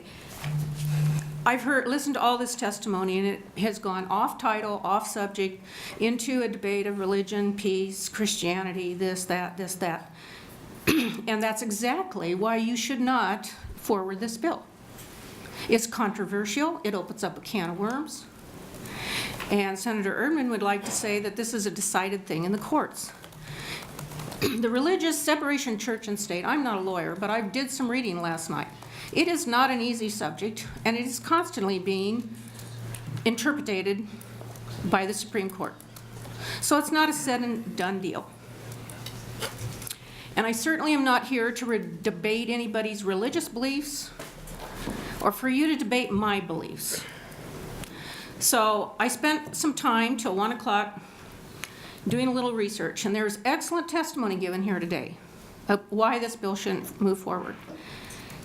And everybody's has professional experience, and mine, I would say, is lacking. So I'm going to do the best I can, but I noticed that Senator Erdman made a statement on Channel 7. And it was, if our founding fathers and those people in leadership thought it was important enough to put this on our money, then it is important that we should put it in a conspicuous place for people to see. He changed what he said today and said that it was because it's in the courthouses, and he did know the history. I was unclear that he knew our history. So I want to remind why these changes happened, why the God and Trust came, and why this model is here, and why I believe. And I think the previous testimony, this Christianity push, because they want this to be a United States of Christianity or something like that. I think that is a real thing, because I have evidence of that too. So the Latin word, which has already been brought up, that the original seal was e pluribus unum. That was in 1776. The In God We Trust then appeared in the currency on 1864. And the reason why these changes happen is because there is a threat to our beliefs and our national unity. And that came about because of the Civil War. We're in a traumatic event, so we're going to start pushing a religious saying on our coins. What happened in 1956? It was the Cold War, McCarthyism, and the godless communism. So let's push this onto our money. And I believe that this push now to put this saying in our courthouses and in our schools is based on where we are in the United States right now, to push a nationalism agenda in response to mass shootings in schools and in public places, and I am certain that these walls will not, this word on the wall will not change human behavior whatsoever. Secondly, this bill states that the model should be in every classroom. This is an ineffective school policy that does nothing for the quality of education or its curriculum, nor does this sign improve student behavior or addressing bullying, hate, racism, or inequality, nor does this sign enforce patriotism. That answer to that question is civic classes and student participation in government. And thirdly, this bill states that the Attorney General, I know there's an amendment to the bill, that they would have representation in a legal challenge. The challenge alluded to in this establishment is to the establishment clause of the First Amendment, which states, and I don't need to read that, that the law, we all know what the Constitution says, but historically speaking, the separation of church and state has been challenged, and the constitutionality of it multiple times. This language in this bill is an attempt to thwart a so-called hot button, which was proven today by testimony of controversy. And historically, the Supreme Court, in historical ruling, Lemon v. Kurtzman in 1971, established a threefold test that read, the statute must have a secular legislative purpose. The principal or primary effect of that statute must not advance or inhibit a religion, and the statute must not result in excessive government in religion. And I can argue that this bill is not secular. There are multiple websites that endorse this model, and all have Judeo-Christianity ideals, with the goals to bring about change in America, returning our nation to its biblical foundation. I can argue that the primary purpose of this bill is therefore to advance Christianity above all other religions. And I can argue that this model sign is in every classroom is an excessive government intervention. And I agree with the other previous testimony that I think it is here and introduced to waste our time. We have so many other issues before this legislature and a budget issue. And here we are arguing about our religious beliefs and science and evolution. And I don't want to debate that with you because I do have my own beliefs, and they are deep and long. And I'm not going to judge anybody else's beliefs, but it appears that all of you are somewhat threatened by the idea that we might not agree with your religion, or that it should be a United States of Christianity. So that's all I really have to say. And I hope that I did an honorable job to present why this bill factually is just not a good idea. Any questions? In defense of Senator Erdman's bill, it says legibly in English in each classroom or in another prominent place in each school. So that doesn't have to be in each classroom. Every classroom, but it did appear that that was it. But I think there's a lot of misconceptions. I mean, you want to open up this bill, it's a can of worms. It's a can of worms. You want to debate the separation of church and state? That is not exactly what people think it is. It's misunderstood widely. And I'm not an expert, and I'm not a lawyer. I would agree with you, but controversy it protects democracy, doesn't it? Yes, it does. At one time, there was a huge controversy about evolution in our schools. There still is. But here you want to bring back evolution again. I'm not here to discuss that. Let's discuss the bill. Should it not have been ever brought up because it was controversial? That's not part of this bill. This bill isn't about evolution, Senator You said Groney. your biggest argument was that we shouldn't bring controversial things up in our public schools. No, that's not what I said at all. I said this bill is controversial. So why do we want to waste our time on a bill that is so controversial to take valuable time from this legislature? It's a hot button, and it has been a hot button this whole afternoon because you have brought up all these things from your religious beliefs to evolution to everything else, to war history, to veterans. I mean, it's way gone off title here. It's been fun, though. It's called debate. I Yes, do thank you appreciate very your much. mention of civics being taught in our school. I look forward to you as a proponent of the American Civics Bill when it comes before our committee. Well, I hope so. You know, it's very hard for me to There's keep no up. religion in it. I know. Hey, I'm not saying I'm an atheist. I'm not telling you No, what I I didn't- am. I I don't didn't think think it's you- relevant. But I tell you what, there's so many hearings and there's so many bills and there's some bad bills here. And it is a very hard thing for a citizen to participate and keep up and write testimony to the best of my ability and to maintain this. It is very stressful for citizens. But I will say, because of Norris, we have this opportunity. And I'm so thankful Nebraska is unicameral. And I want to preserve what Nebraska stands for. And you understand this is the only state Yes, you I get do. to sit there in front of us. Yes, I do, and thank you. Thank you. Next.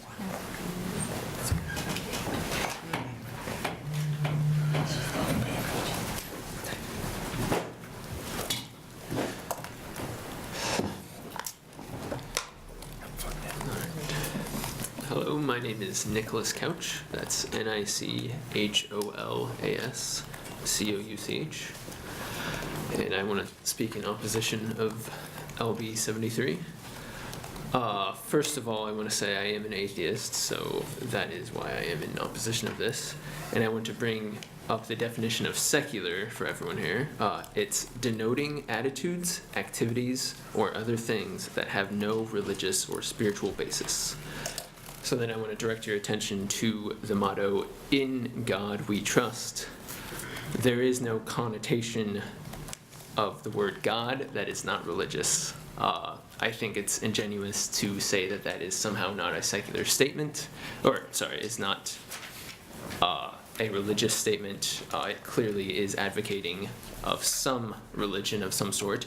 In your own words, you, Senator Groney, you said should have faith in something. That is what that motto is implying, and I disagree. I'm an atheist. I don't have faith in anything. Then I did want to move on, and I wanted to speak about my experience in high school as an atheist. I was not openly atheist because to do so would be to face social ostracization, and I was not prepared to do that. One example I have of that is in my high school band.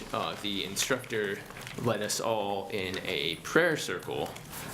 And she even said, you know, unless you are an atheist, which none of us here are, of course, which I ended up joining in because I'm not about to go against that. So that's why I think that this is very divisive. I think it will lead to more bullying of students that do not believe in God because they will fear that they will be bullied if they speak out against it or don't believe in it. And then one final point I want to keep this brief, I want to make is this claims to be revenue neutral, which is most likely not going to be the case, as it will open up many lawsuits, most likely. Thank you, that's all I had to say. I'll take questions. Thank you. Any questions? Thank you for your testimony.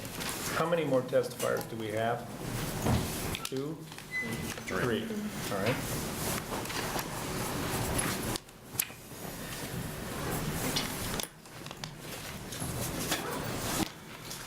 Hello, my name is Stephanie Meyer. That's STEPHANIEMEYER. I'm here to oppose LB 73.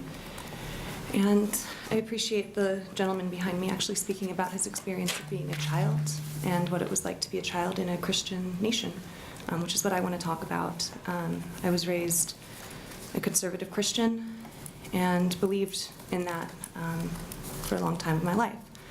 I was also under the impression if I didn't follow certain rules, I would have my existence in a fiery hell after I died. And I knew that I wasn't capable of being the Christian that I needed to be to go to heaven. And so, on Wednesdays and Sunday every week, I would spend time at least an hour, if not 2 or 3, in a church with peers, with pastors and elders,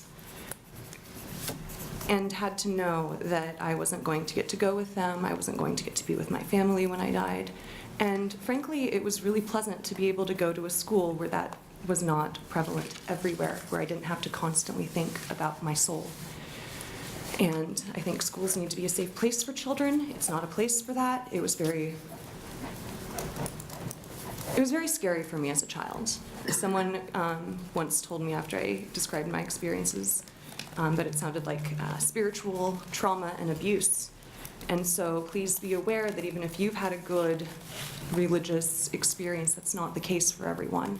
And it can be pretty in your face to have to live through that. And please don't do that to children in this state every day at a public school. Thank you. Thank you. Any questions? Thank you. Senator Merman? Yep, just a quick question. The church that you referenced, did it teach forgiveness and love? It taught me that if I didn't believe in God and Jesus, that I would go to hell. Okay, that's all. Yeah. Question. I could also speak a lot more about issues that I have with the church contradicting those statements that you just said, but that would be probably for another time. Thank you. Yes. Thank you, miss. Next. I think there was 2 more. What's that? Yeah, yes. This is still opposition.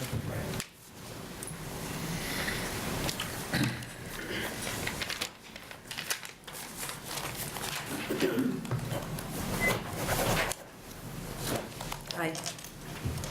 My name's Judy King, and I'm in opposition to LB 73.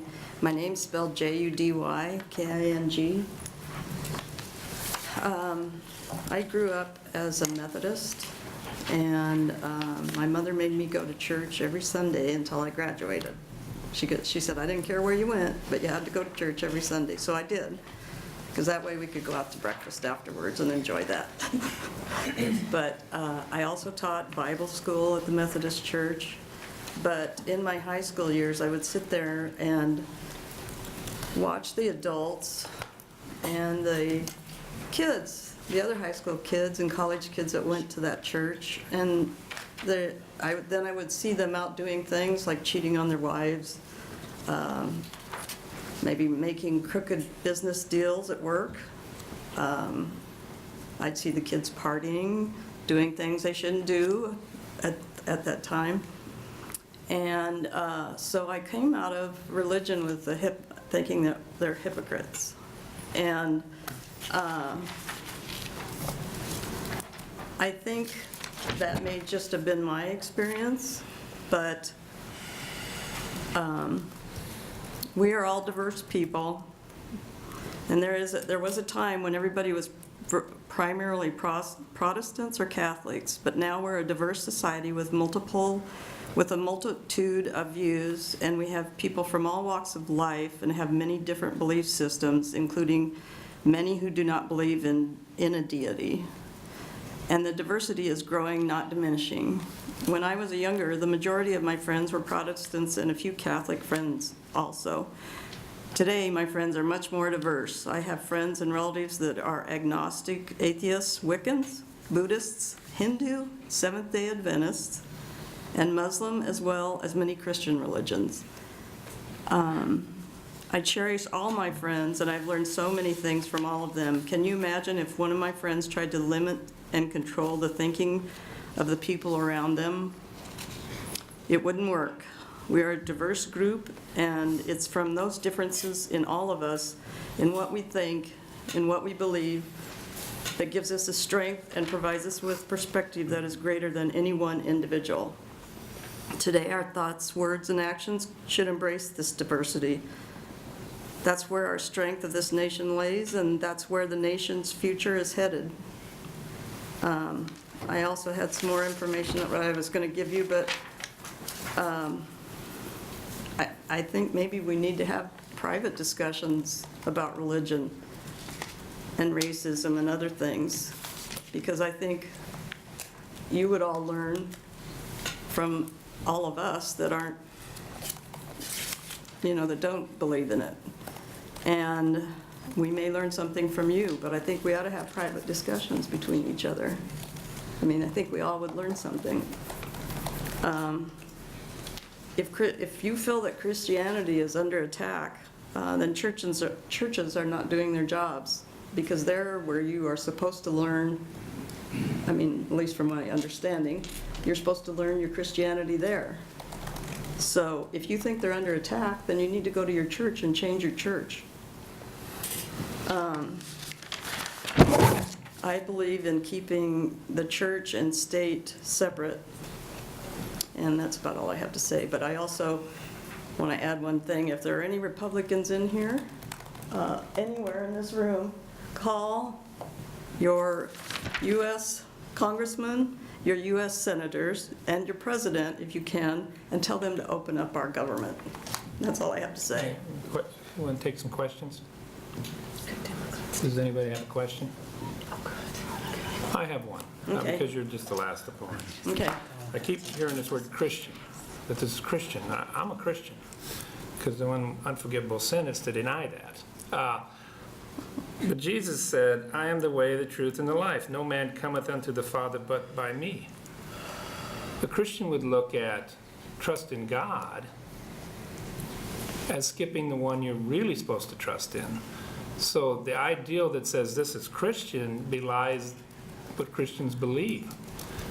Wouldn't it be easier to look at this and say it's a secular comment?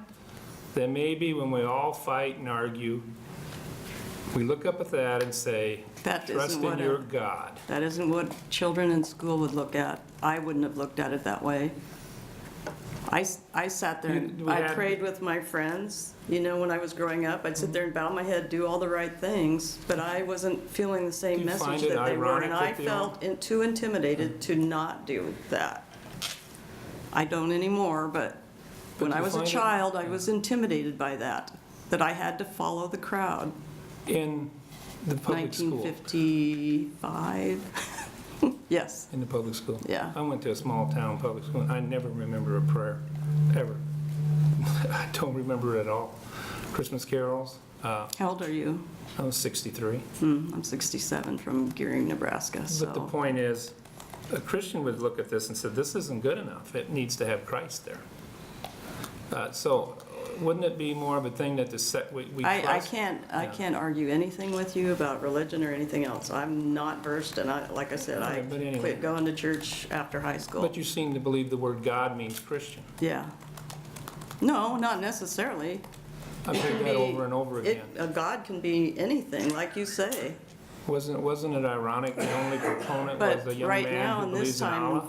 Now at this time, it means a Christian God. The young man who was a proponent believed it was Allah. Yeah, well, I don't know where he came from, but that could be. Maybe that is to him, because Muslim and Christianity's the same in a lot of ways. It is. That I will agree. Thank you. Any other questions? Yeah, I've got one. Okay. Would you agree that if we go back to the founding documents and... I don't know anything. I honestly well, can't quote just say- anything about any founding documents or religion. I only just know say, what... well, let's say the Declaration of Independence and the Constitution then. Would you agree they're founded on at least a belief in God, if not Christian values? I can't answer that. That would be... Okay. I can't answer that. Well, that's the only question I have. And, well, one more. So do you trust in the Constitution of the United States? Yeah. Okay, Do that's you? all I've got. Do you trust in it? Yes, I do. Okay. Thank you. Yeah. Any other questions? Oh, yeah, well, I'll wait. I know you'll be back. Yes. Thank you. No, I will. Any other opponents? Neutral? Well, let me read. Let me get this, 73. Letters of opposition was Spike Eichholt, Eric Turner, Brian Bigelow, Margaret Marsh, Evelyn Koch, Lynn Zielinski, Nicholas Couch, and Catherine Budd. And I should clarify that those were emails, correspondence in opposition. Thank you. A neutral.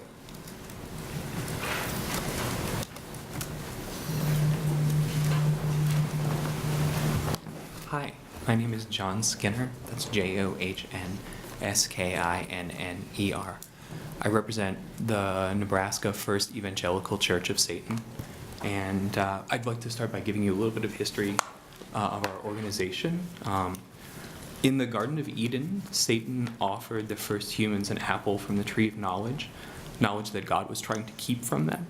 And in the view of our church, he's the hero of that story, to be giving knowledge to humanity.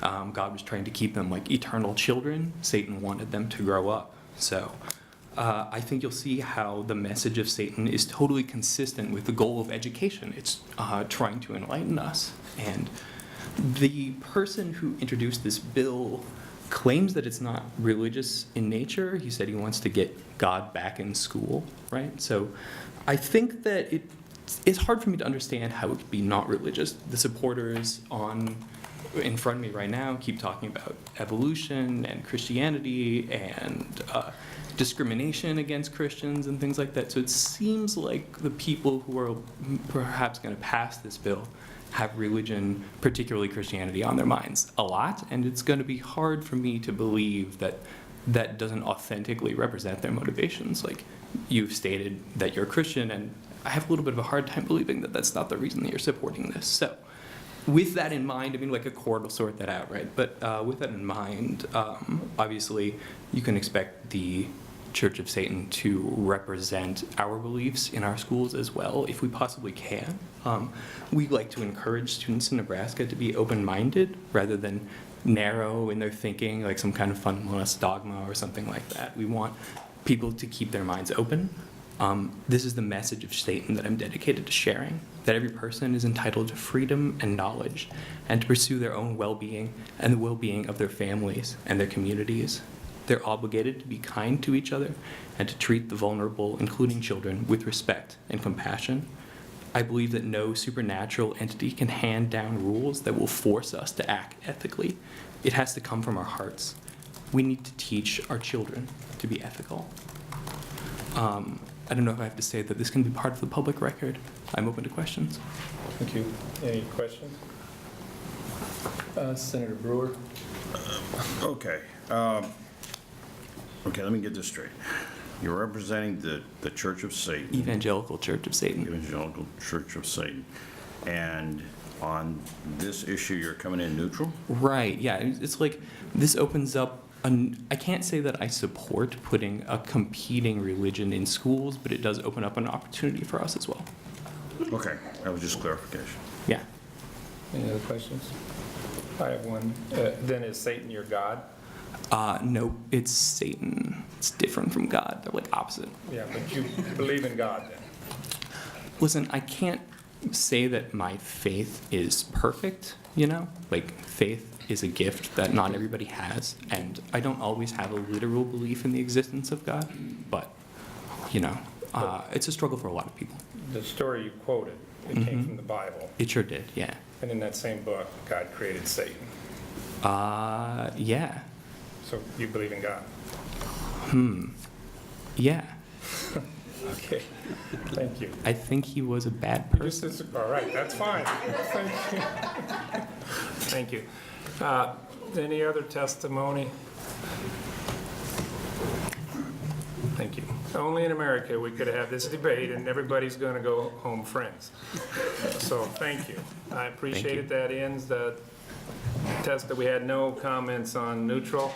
That ends the testimony and the hearing on LB 73. Closing. You really want to drag this on? I'm sorry, Senator Erdman. Oh, are you good? Senator Gurney, as I had alluded to in my opening remarks, they did not speak about the national model. They spoke about everything besides that. And I said that's what was going to happen. And Senator Merman, I'm sorry you got your first hearing, took this long. And I may come back when I can take longer. But here is a copy, if you'd pass this out. I made these copies of what a school might do if they want. This cost a lot. I don't know what it was, 5 cents for all of them. And they can put them in a conspicuous place. They can put them in each school room, wherever they want to put them. And Senator Brewer, you're exactly right. The inalienable rights came from God. They're protected by man and government. You're correct. And the comments were made about what I had said on the TV about would I put God back in schools. The question to me was, would you like to see God put back into schools? And the answer was yes.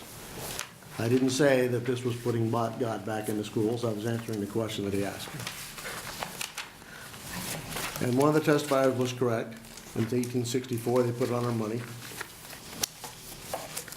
And so, going forward, I think the question is in God we trust the national model? Yes or no? The courts have ruled it is not a religious statement. It's not stating religion. It is a secular statement. So I believe the question that the committee has to wrestle with is, do you want to put the national motto in our schools? And you have all those discussions this afternoon about there is a God, there isn't a God, and I knew all that was going to happen. And that's not what I intended to have happen, but that's where we go. But the point was, nobody argued that the courts had made that decision.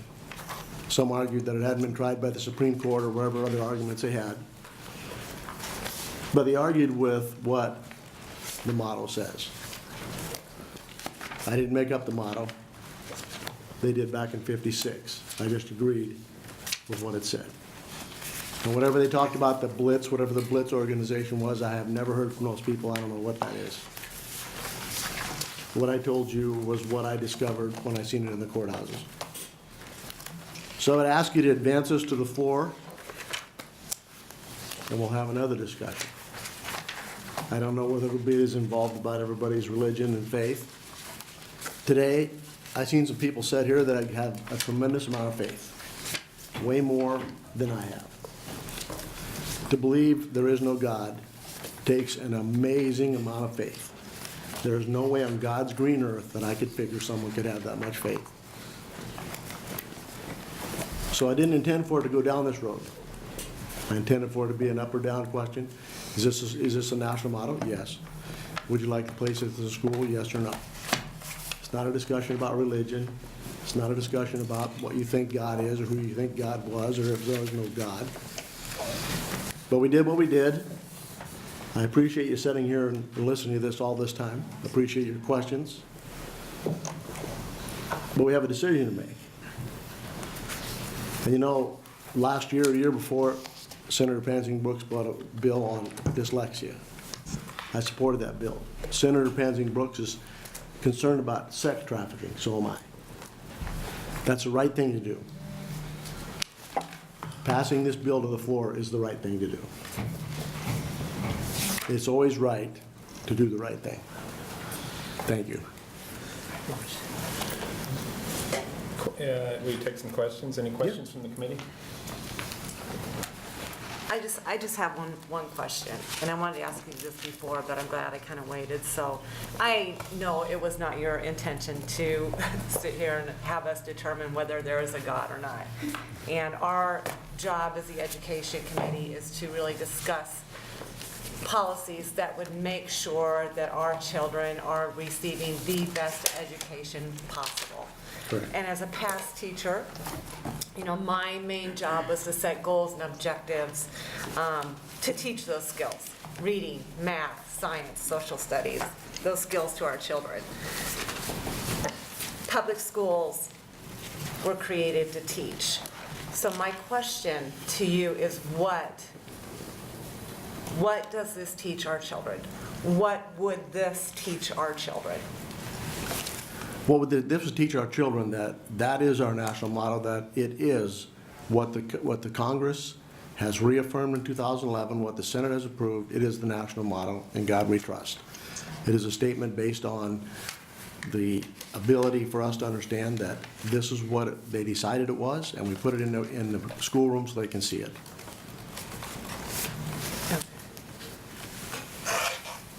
Any other questions? Senator Gurney? I have one. You did publish the vote on that 2011 Congress vote. What was the vote? 396 to 9. 396 to 9. Thank you. When they reaffirmed it in 2011, yes. It was in, I think it was in the information. It was 396 to 9 to reaffirm that the national motto was "In God We Trust." That was enough to overcome a filibuster. Almost. Thank you all. This was very interesting for our first hearings. But we got one controversial one out of the way, and look forward to the rest of this year. That ends the hearing for today.